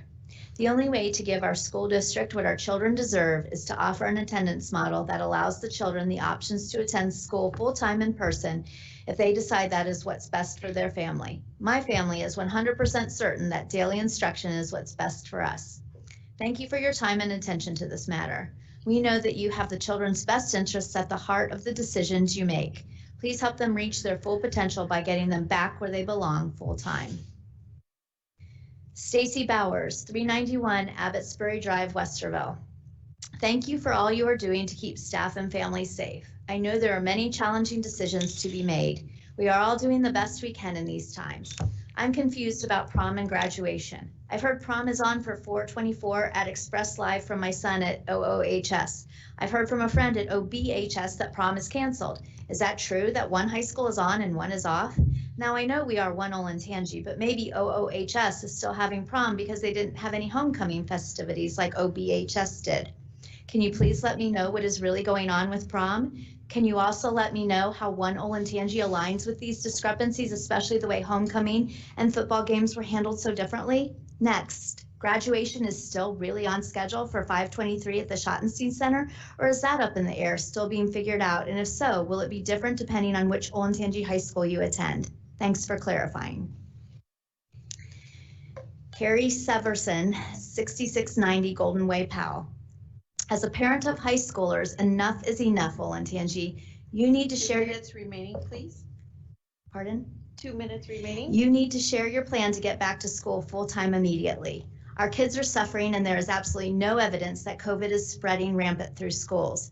It has been almost a year and there has been no creative thinking or solutions presented or real leadership from anyone.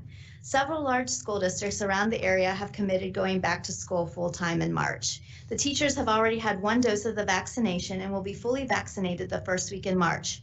There is no excuse anymore. Test scores already show how far the kids have fallen behind, and now you are being asked by the governor how you're going to address that. How can you address catching the kids up when you haven't addressed getting them back to school? Please stop talking about your hybrid consistency. Hybrid is not consistency. Today is February 10th, and my kids are at school for the second time this month. That is completely unacceptable. You need to get these back to school full-time immediately. Melissa Dykstra, 225 Kit Dare Drive, Delaware. Voicing support for outdoor graduation ceremonies in stadium versus drive-through graduation if we're unable to be at Schottenstein Center in May. Please support the class of 2021. Sravali Navalori, 2562 Bryn Mawr Drive, Lewis Center. Hybrid models kids received instruction only on school days. It was mostly homework on online days. What is your plan to compensate their learning loss? As other school districts are returning to 5-day in-person, when can we expect that? Michelle Shipley, 2888 Lewis Center Road. Hoping to get an update on where we stand with senior prom. Seniors this year have had more losses and more frustration from not being in school full time to not spending their senior year with all of their friends, being that they're split into 2 cohorts.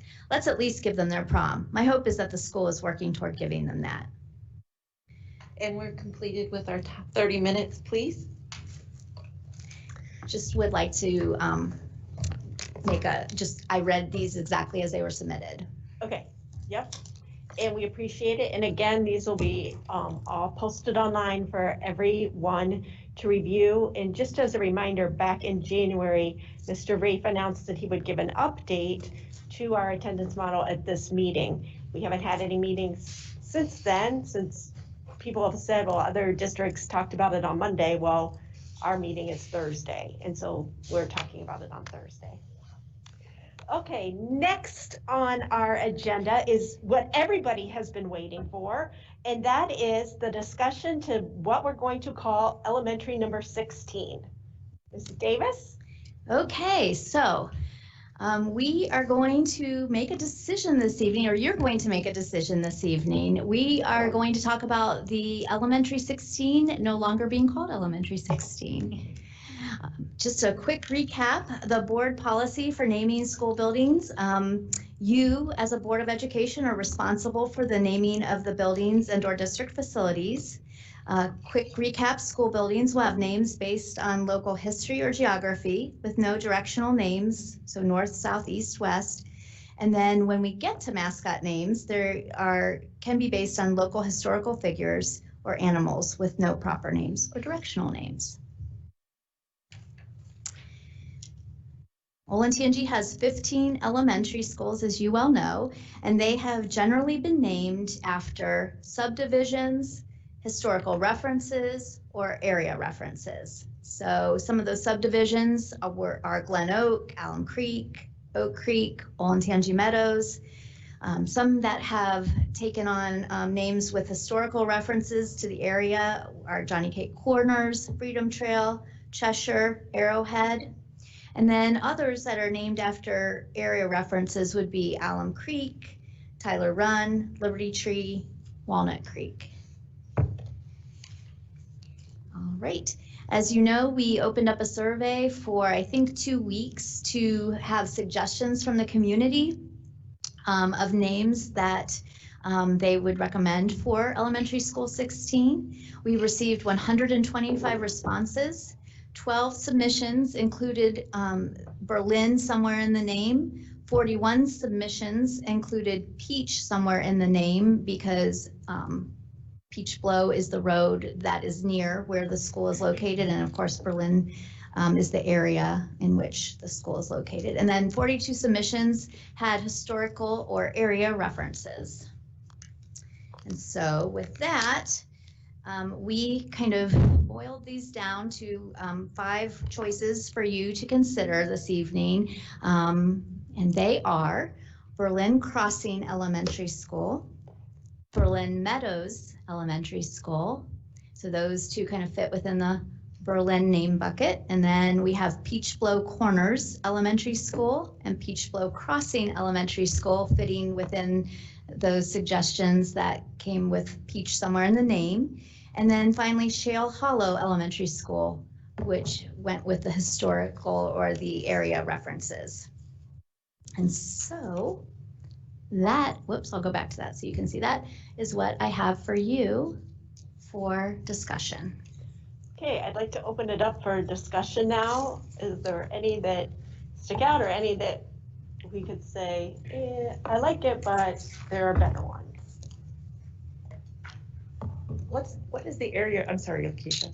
I was just gonna say, what's the subdivision the school's in? I think it's Berlin Meadows, isn't it? The subdivision that it is going to be in will be named Berlin Meadows. Oh. The two Hollow Elementary School reference, like what's Shell Hollow? I don't know the reference. Sure, there is a park off of 23, kind of at the same, just a little bit south of Shanahan Road, so somewhat in that area named Shale Hollow. I like Berlin Meadows and Shell Hall. Be my top 2. I would agree with Meadows, but I lean toward. And I do like Shale Hollow. Those are my top 2. I like Meadows. Julie? I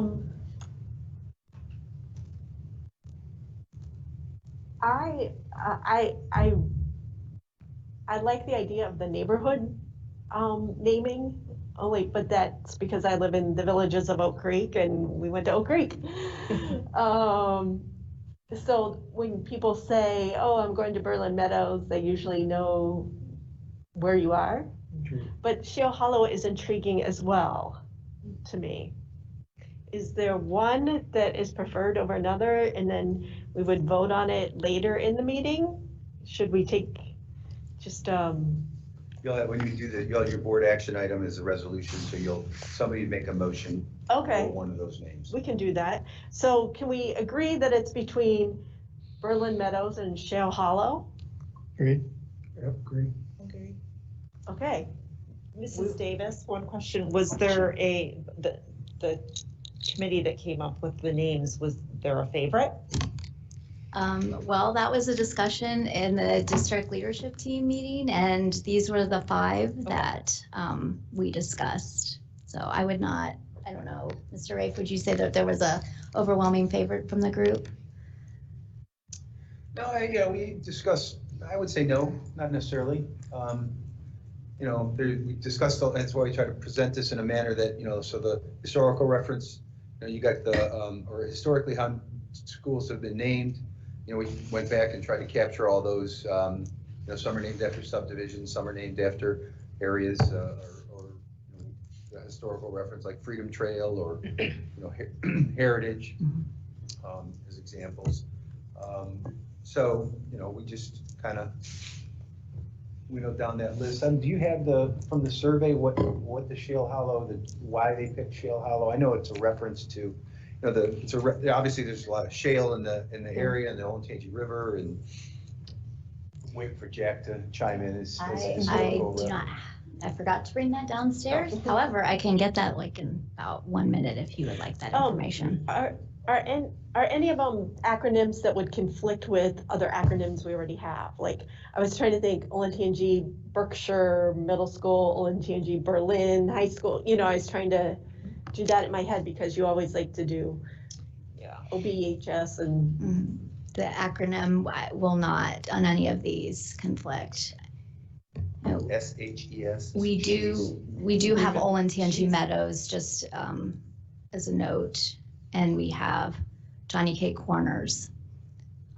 So you can't call it Meadows and somebody know which building you're referring to.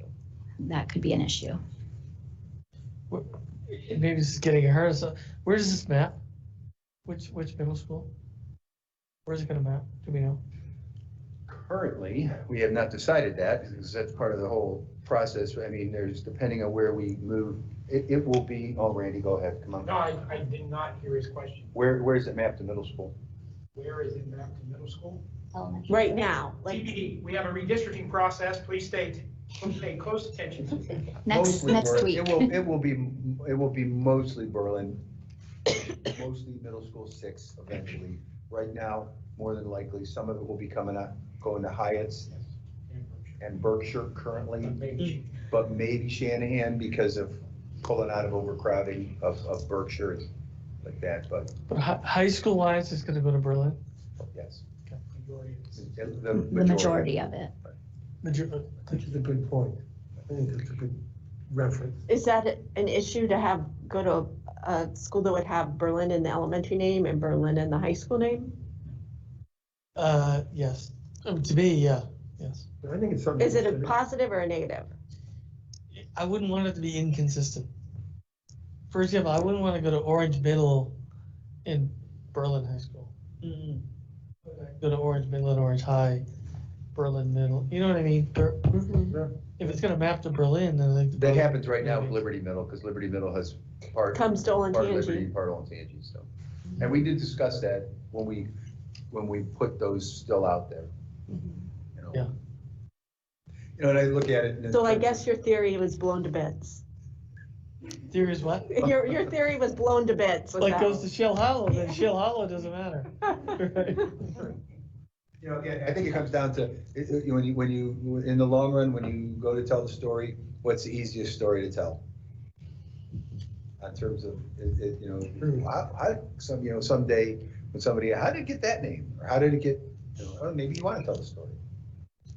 Because going with the choice of Berlin Meadows is an easy story to tell. It's in a subdivision. It's understandable. How do we get Shale Hollow? Then you got to tell a story. What's the story? How did Heritage get its name? How did Freedom Trail get its name? How did Johnny Cakes get it? I don't know how Tyler Run got its name, and that's Tyler Run. There was actually a little run back in there. It was, but it's in subdivisions, and the name doesn't coincide with any of them. So Amanda has weighed in here. She did the research into the responses we received. The person who submitted the response of Shale Hollow says the nearby Shale Hollow Preserve, named for Shale Hollow Creek, is a tributary to the Olentangy River, much like the elementary is a tributary for our middle schools and high schools. Michael Reeves is the submitter of that name. That's kind of interesting. It is. I do think it's important to note the wisdom of prior boards to establish a policy that eliminated people's names and directions, because this could be a much harder discussion. If that You mean like policy hadn't Westerville been adopted. Central, that's north Yes. of north? And That's a Pickerington huge favor. north, that really isn't north, it's more east? Yes. So,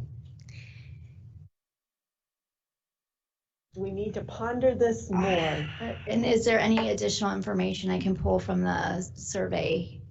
Not the survey, but did we give it to a group of young people to make fun of? You know how the TLT. kids. Yeah. I mean, I was gonna say that, but I didn't That say way, that. and to which I would say I mean- Shell Hollow and Berlin Meadows rose to the top. Okay, okay. For making fun of the name. And I guess process-wise, so we'll decide the name tonight, and then at some point, kind of the branding and mascot later. Yes. We are going, the process will be after you decide the name this evening, we will immediately start the work to develop the mascot. Once the redistricting boundaries are pretty much look which direction we're heading and we know which parents would probably be going to this school, which will be, as Mr. Ray shared in his superintendent's report, sharing that information on Thursday, the 18th. And then we will begin to start working so that ultimately on March 26th, when Mr. Ray shares the attendance boundaries that are going to said school, we'll also have a mascot to reveal at that time to build that excitement for that school and the culture that they'll begin to build immediately from that point forward. So mascots in short order. Let's talk mascots. What mascots could there be with Berlin Meadows versus? First, go ahead. First board meetings I attended was when Berkshire Middle School opened and they pronounced the Sentinels as their mascot. And it was a student who did the research and articulated why the Sentinel, what the Sentinel was, what it meant to Berkshire. And it was really nice. It was really good. And 10 years later, I still remember the kid giving the presentation. So I think it can be a very powerful thing to do. And this one will follow along with the other elementaries, being an animal or an insect, preferably with an alliteration to the name, the chosen name. Well, insect would be great for Shell Hollow. What? That's true. Okay, do we have enough information? I have a new favorite. I do too. I'd like it Shell Hollow. Yeah. I'm with Mindy. I like Shell Hollow. Yeah. Okay, we'll ask for a motion after Mr. Rave has some update to give us, so whatever He has he a little tells us, presentation to that make right will now. continue on. Okay? Thank you. Thank you, Krista. Thank you. Krista. All right, Mr. Rave, what do you have for us? Back in January, you told us you were going to give an attendance model update on February 11th, and guess what today is? February 11th.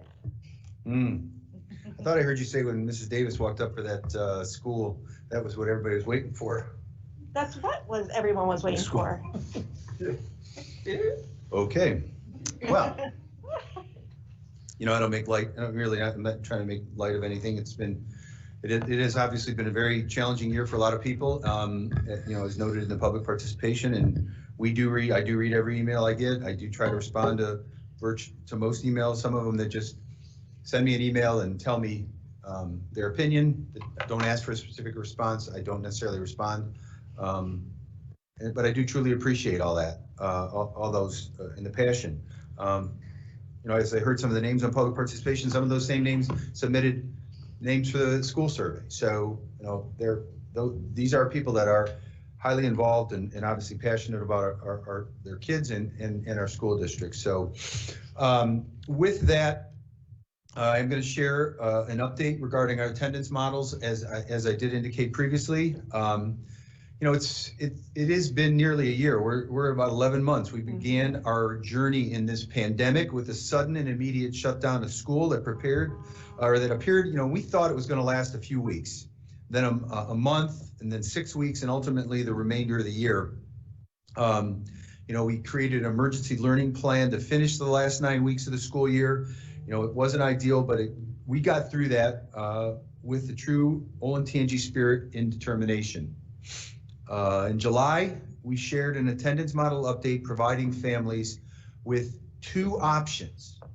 I want to make sure I repeat that very loud and clear. There were 2 options for our families to choose in July.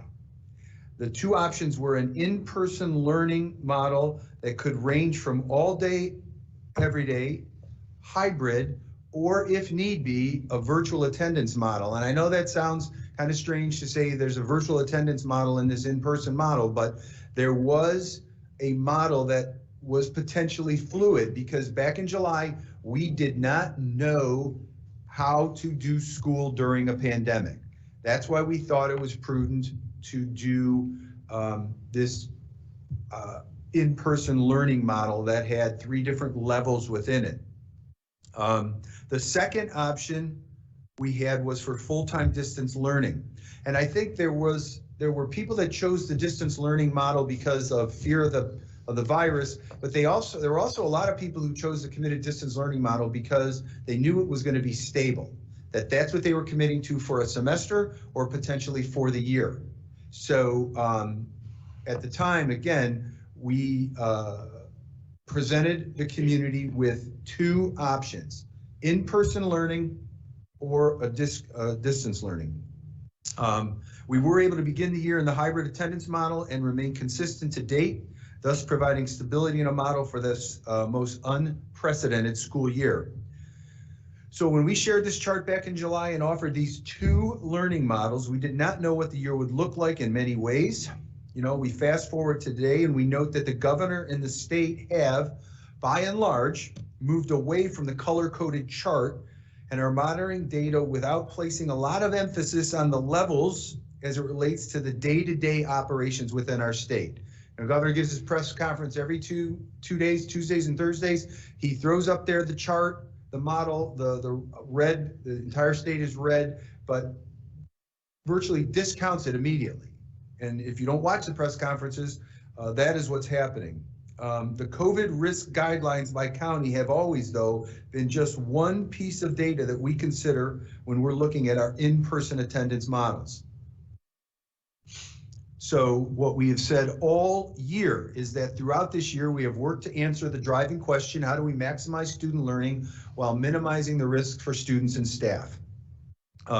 We continually monitor these key indicators listed on the screen and how they are trending.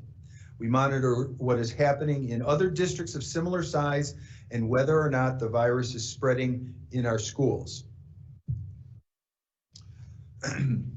So, in an email that I've sent earlier this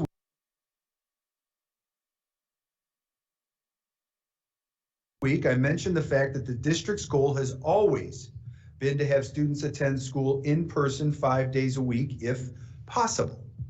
Factors we continually include review include the trend data in infection rates and quarantine rates within the district, if the virus is spreading in our schools, the availability of our staff to receive the COVID-19 vaccination as part of the Tier 1B, should they want to, our local county data, and the staff and student family needs. Again, there are just, these are, and a lot of that was expressed, a lot of that information was expressed in the public participation.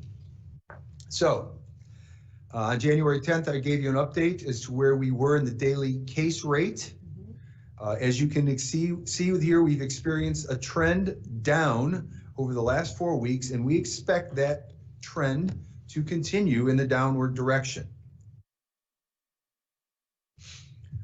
As far as school transmission goes, over the 22 weeks we've been in school this year, we have successfully mitigated the spread of the virus in our schools through a variety of efforts. Masks, hand washing, cleaning, and using PPE. We also know that the exceptions to in-school transmission center around athletic activities and mask waivers. So if we've had a case in school, it's been related to athletic activity or a situation where students are mask exempt. I'm very proud of our staff for creating all these new processes that have proven effective in mitigating the spread and the efforts of the majority of our students to follow these new protocols and processes. So we know now, through the course of the year that what we're doing in our schools is working to mitigate the spread of the virus.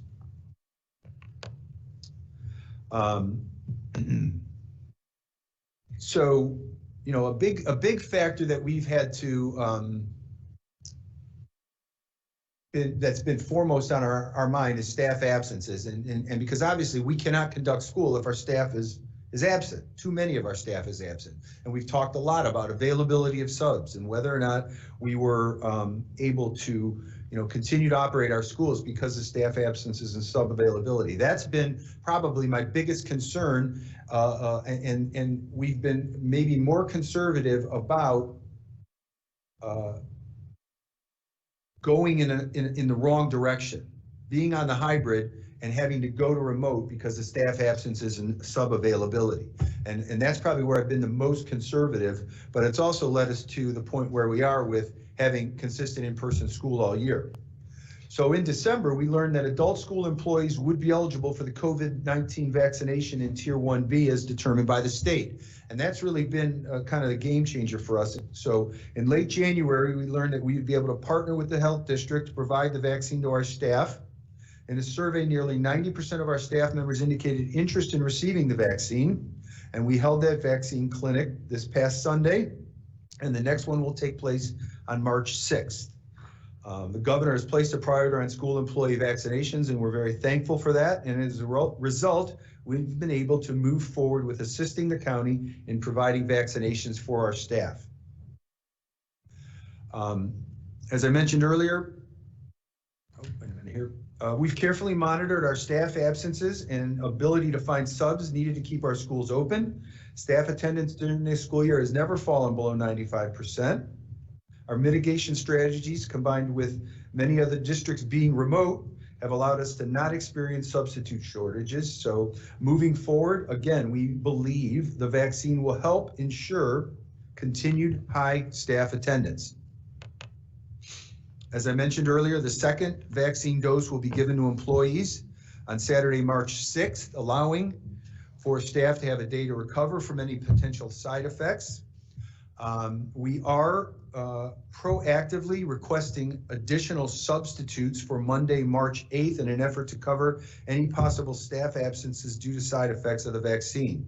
So right now, we are planning for school to occur as scheduled on March 8th. Some districts, neighboring districts, have gone remote for 3 to 4 days already to announce. Again, we just don't feel, if we don't have a staff shortage or a sub shortage at one building, Orange High School, for example, why should we shut down Orange High School when they're able to have school because they don't have staff? We just don't know what the reaction is going to be. We did post additional sub jobs in the district already to try to obtain additional subs, so we have them ready, willing, and able should we need them. It's a very small expense to occur to ensure that we can have school on March 8th. So, again, we've been monitoring this local data versus our county data, our neighboring county datas. And one of those key indicators we monitor is our case rate. This graph shows everyone that resides within our attendance boundaries and not just those that attend the Olentangy schools. We're experiencing, again, a significant downward trend from mid-January. As the case rate for 100,000 people then was Franklin County 634, Delaware County 848, and Olentangy 946. You can see we've dropped all the way to 505. So we continue to expect that to trend down. So, obviously you heard in that public participation, our goal is here to work toward addressing our student, staff, and family needs during and as a result of this pandemic. It is important we maintain the health and safety protocols that that are recommended, and also address the mental well-being of all of our students. So we also want to address providing additional opportunity to have increased student interaction. So with that, I had a big therefore written in my notes. At this time, it is our intention to return to daily in-person attendance on Monday, March 15th. We intend to return to daily attendance in mid-March to allow staff time to prepare for this change in attendance models. And while some people may think it's like flipping a light switch, unfortunately it's not. There are numerous considerations that need to be taken into account. Additionally, by March 15th, the staff will have received their second vaccine. March 15th gives us 2 weeks before spring break to work out any challenges before spring break.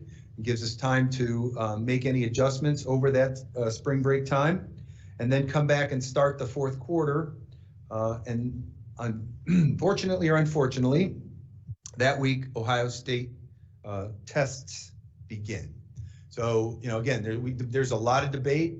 I think some people would like us to start tomorrow if we think it's safe. Again, that staff vaccine is a game changer in my mind, having the staff vaccinated. There are people who think we should wait till after and give it longer to the second dose longer to set in, but I'm just not I just think at that point in time, we will have, it'll be safe for our staff and all of our students to return. So the return to full-time in-person attendance models allows us to be able to pivot from one model to the next if need be. Again, I've said all along, all year, my goal is to have our kids in school. I don't want to give any foreshadowing, but at this point, if things got worse, the worst thing that would happen at this point is we'd return to hybrid. Whereas all year I've been highly worried that if things got worse, we'd have to go remote. So I didn't want to do that. So that's really been my big hesitancy, regardless of what people think or believe or want to say in public participation or whatever. I now believe, regardless of what happens, we can finish the year and have been in person all year. Certainly not our goal to do that. Things would have to change dramatically for us for that to happen. Additionally, as we heard in some of our public participation, and again, just so we're clear, all of this information was prepared prior to the meeting tonight. So we are working to determine possibilities for the class of 2021. We understand that their senior events are important, including graduation and prom, as well as many other end-of-year activities. It is February 11th, and we will give plenty of advance notice of any modifications to our traditional events and recognize the importance of senior milestone for both students and families. We want all of those events to occur, but right now there are still health orders in place that limit large gatherings and so on. So, again, there's a lot of thought and planning that goes into these things. And I'll just touch on graduation as an example.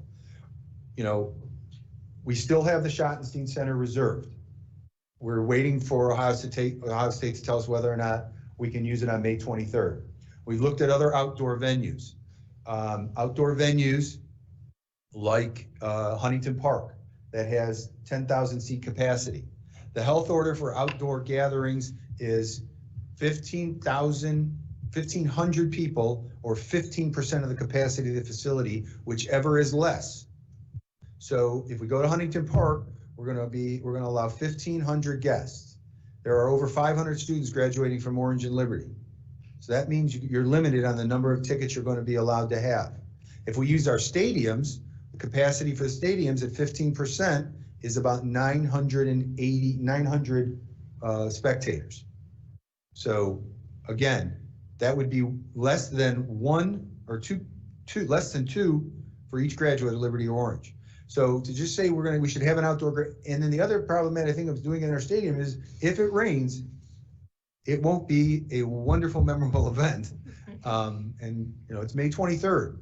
We are, as you guys were at the beginning of the Berlin ceremony last year, it was almost a hurricane. So, obviously we do have weather events. But there are a lot of things that go into that as we sift through the best way to do this. And we'll work with our building principals, our leadership team, our senior classes. So we'll get, as we do with everything, we'll have a process, we'll get a lot of information, we'll try to make the best decision possible. So March 15th is over 4 weeks away, and it is possible that conditions may change. Again, I'm going to be very, very hopeful that they don't. At this time, it is our intent to return to full in-person attendance. We will continue to monitor all of our key indicators, the impact of absences, substitute fill rates, and a plan for our transition within our in-person attendance model. I'm very thankful for the work we have done with our 3 associations, and we'll continue to work with our 3 associations, and I greatly value the strong partnership that we have. The Delaware Health District has been an outstanding partner, and we intend to have their experts review our plans again. Even though they reviewed them at the beginning of the year, we may make changes and modifications as we've learned how to do school during a pandemic. So they will review our plans and collaborate for the most successful transition as possible. And then I intend to provide continued updates at the next 2 board meetings to keep everyone informed and be absolutely as transparent as possible. But I have to want to say, we are still in the midst of a global pandemic. Whether you believe it or not, we are still in the midst of a global pandemic. And a return to full-time in-person learning does not mean we're letting our guards down. It doesn't mean we're discarding precautions, and it does not mean we're holding gatherings and returning to pre-pandemic conditions. What it does mean is that we believe it is time. It's time, and we can be successful in a return to full-time in-person learning. Our hope is that these positive trends that we've been watching only continue, and that we are going to be able to successfully shift our attendance model. And again, that's just been the constant question of what's it going to take? And a lot of it is just this is where I am right now. I greatly respect or appreciate the board giving me this responsibility and not taking it away from me. This is the type of decision that, quite frankly, I get paid to make. And I appreciate the opportunity to do that. I believe that on March 15th, it will be safe for our students and staff to be fully in school, and that we are going to do a lot of work between now and March 15th to make sure that is the case. With that, take any questions.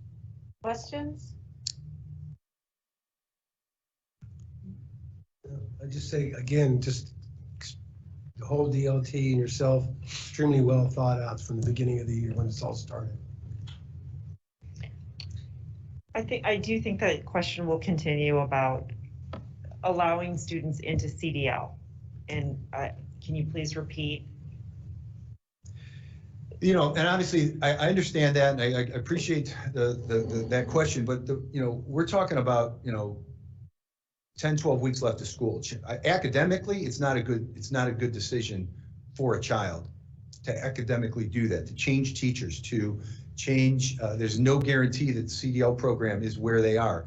There's no guarantee, especially at the high school level, that the classes the kids are taking will be available. So there's a high likelihood they won't get their full schedule because the entire high school program isn't available at in the CDL program. So there's a multitude. And the other reality is the CDL classes are big and already full, in many areas. So it's just not something we're able to do. We have always said that we will go back 5 full days when it is safe to do so. Yes. I think the staff receiving the vaccines and the students and staff learning how to operate in this environment, it shows it's safe. Yes, we're going to have more kids in the building, but we have the processes in place to help mitigate that. I will tell you, I have been to all of our home games, and the way the staff make sure that everything is clean when we're at the basketball games, when we've got players right there with no masks on, and we haven't had any, I'm just speaking for the Olentangy boys team, we haven't had any issues with transmission. And my in-laws are there sitting in the front row, but it's because everything is cleaned and mitigated, and they make sure everybody is following the rules. So I can feel confident that this is going to be a safe environment. I know somebody in during public participation mentioned, well, not every company is going back to work. I know my company, we're back 1 day a week. Most of us some of us are going in more than 1 day a week, but that's because it's a different situation and the adults are showing more spread than the students. We've also had people say, well, the students are bringing it home. We hope with the safety measures that are in place that will not happen. We've also had people ask us, well, what about 2021, 2022? What are we going to do then?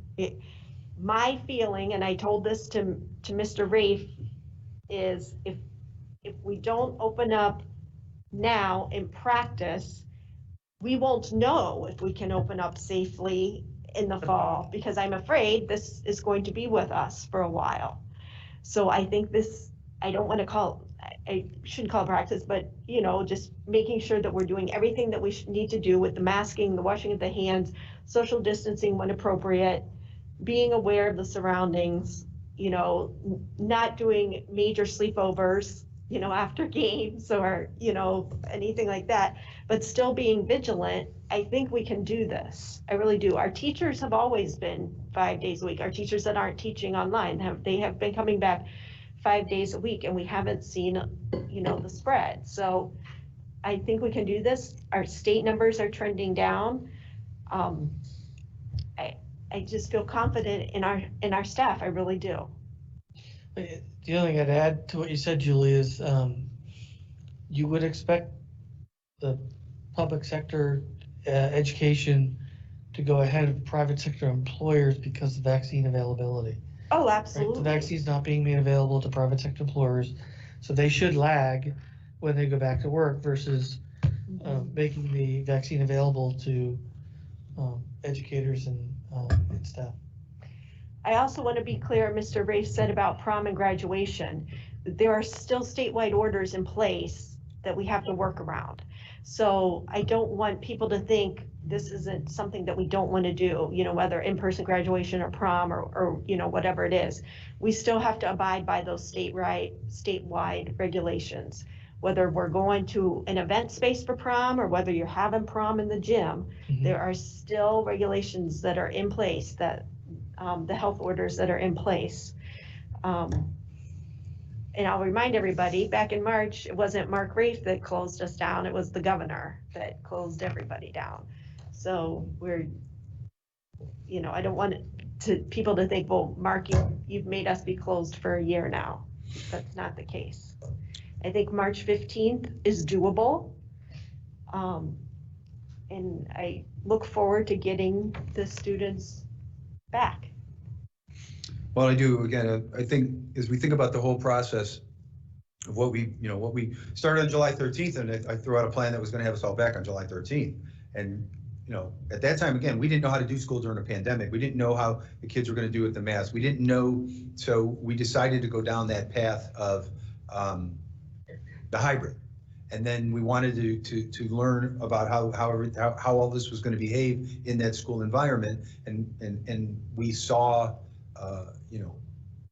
cases rising and a lot of community spread. And even as it leveled off at the end of first quarter, I really thought let's bring them back and see what happens. But, obviously the conditions change with the winter weather and, indoor sports and all the things and then the holiday gatherings and we had a point in the state where we had, whatever it was 13, 14, 15,000 cases a day. Obviously now we're down under 3,000, under so on. And sure, I do think the spread is happening out of our school buildings. But I also don't know, people can cite studies and a lot of people throw out this study about, there's no spread in the school. Well, it was a school in Wisconsin with 12 kids in class. Again, I'm not trying to discount any studies or any of this evidence data, but there's still a long test of time on this. I just think the masks are the strongest mitigating factors, whether it's, if everybody's wearing their masks in school, then I think we're in great shape. We'll get social distancing. We can get as much social distance as we can. We're working on our lunch situations about how to get social distancing at lunch. Again, the 15-minute is the time frame. So I don't know if you guys have watched your kids eat, but most of them eat pretty quickly. You know, now, we do have a couple dawdlers that sit there and pick at their food, but, you know, if they're not eating, they'll be instructed to have their masks on while they're in cafeteria even. So, you know, and we're still working on ways that we're gonna try to spread them out even more in our cafeterias all throughout the district. You know, a lot of times people are, how are we gonna do this? And we have an initial reaction of, oh my goodness, how are we gonna do this? And then we settle back in and get to work and figure it out. But this has just been our natural process, and I've said all along, I really believed all along, there will be a time, and the vaccine for our staff was really the game changer for us, because, you know, I don't want to walk into the argument with people, obviously, that send me emails and send you emails that, well, if you believe all this, why weren't we back in sooner? Well, we didn't have the vaccine. And again, it was pointless to be in school full time if we were going to have so much staff absence. And people can debate that, they can be upset about it, but that's where we were. This is where we are now. I believe it's safe for our kids to come back to school. Just like we believed it was safe for them to come to school yesterday when a lot of other people did delay or whatever. So that's where we are. Any other questions or comments? The only thing I'd add, I think it's important to note the value of the relationship with the collective bargaining units. You know, we are not Chicago, we are not San Francisco. We are able to partner with, with those groups to get to a solution that works for everybody. I think it's a credit to the administration, it's a credit to leadership of the collective bargaining units that we can get through this without strife, and we can get through this in a partnership. And I think it's, kind of jokingly call it the peace dividend, but it's a peace dividend for sure. No, I really appreciate you saying that, Mr. O'Brien, and I think it's credit to the board, because there are boards that pick fights with their unions, and for whatever reason, and I don't understand that, but we just try to work collectively together for the good of the kids and the community, and I think the vast majority of our community believes that. And so, it does take a lot of time in relationship building, and we're very fortunate to have the leaders in place of those organizations, because they're not, they have to answer to their members, and they do a good job of, working with us, holding us accountable and letting us know what the concerns are. But, just as an example, Elaine Eddy, the president of the OTA, sent out a preemptive, she didn't know what the decision was. Her and I have spoken quite frequently. But she sent out a letter to her members to say, hey, just pay attention to the board meeting. Mr. Ray's given an update, and whatever he decides, we're going to work together to implement and support. And I couldn't be more appreciative of that. And I make the comment about having to make this decision. It doesn't go without knowing full well, because all of us, myself and the five of you, have had a number of conversations along the way about where I am and help me work through this decision-making process. And, at any point in time, if I figured out real fast that three of you wanted one thing or the other, we probably would have been going in a different direction. But I just appreciate that, all of your time and energy and counsel that you've given me throughout this, and obviously the leadership team as well, because we've had exhausting number of conversations. They know when I come in the morning and I've been thinking too much walking my dog. Hey, we got to talk. And they go, oh, not again. A dog walk conversation. Thank you. Thank you. Thank you. All right, we have a board action item in front of us. We need to come up with a name for elementary 16. Do I have a motion on any names? I would make a motion that we name elementary 16 the Shale Meadows Elementary School, which is a compromise between our top two picks. He merged them.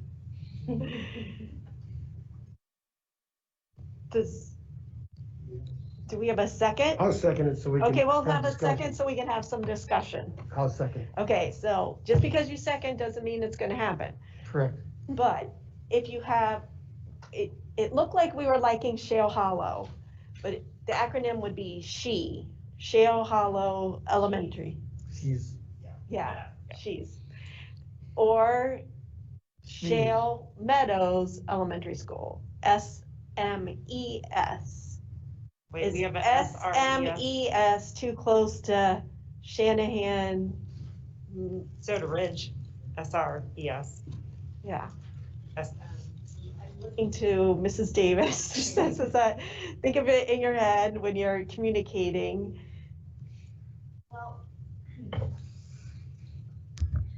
I think the acronyms are just one of many ways in which we communicate, and so they're more internal than external, I think, generally speaking. And so I think the name that you want to go with probably is the name you should go with outside of the acronym.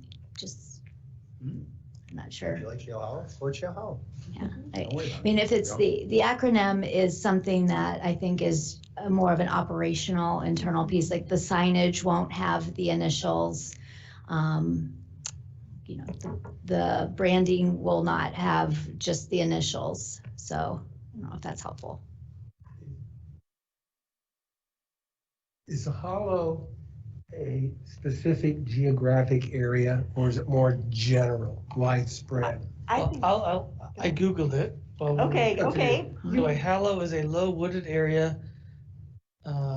It's a small V-shaped ravine type of a valley.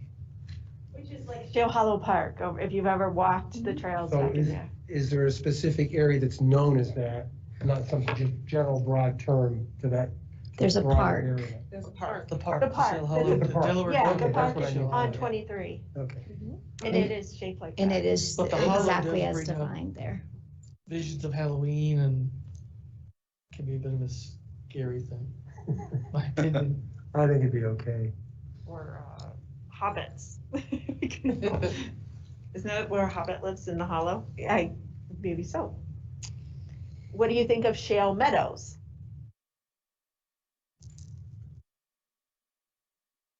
Well,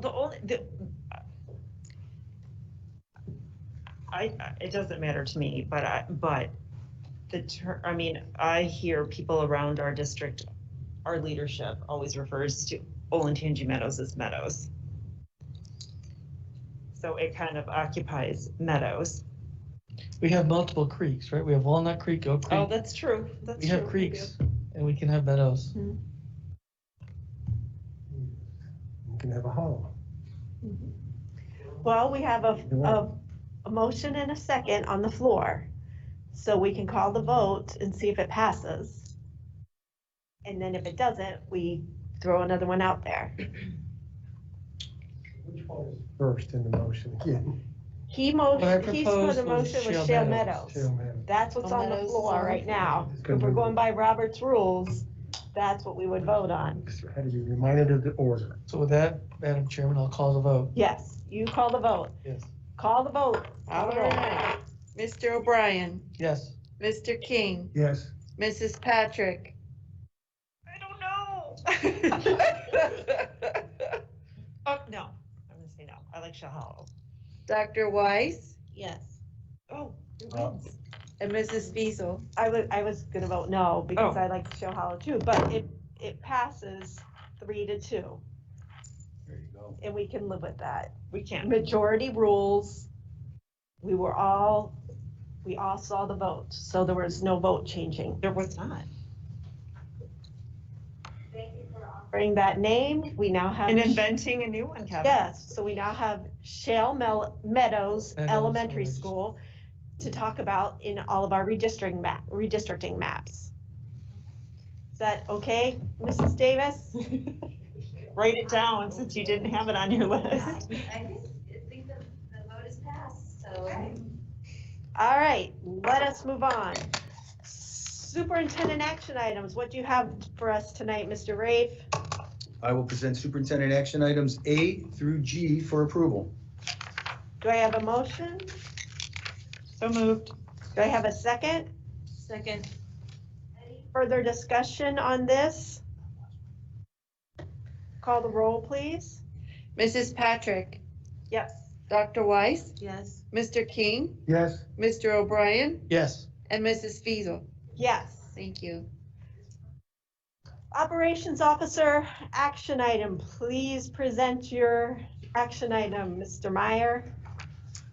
Okay, thank you. I'd like to present Chief Operations Officer Action Item 13A, approval of Catherine Rafe to provide home instruction for 35 hours. Do I have a motion? I'll move. Second? Second. Call the roll, please. Mr. King, Yes. Dr. Weiss, Yes. Mr. O'Brien, Yes. Mrs. Patrick, Yes. and Mrs. Wagner Fiesel. Yes. Thank you. And now I need a motion to adjourn until our next meeting, which I believe is February 25th. Correct? So moved. Do I have a second? So moved, or second, yes, sorry. And call the roll, please. Mrs. Patrick,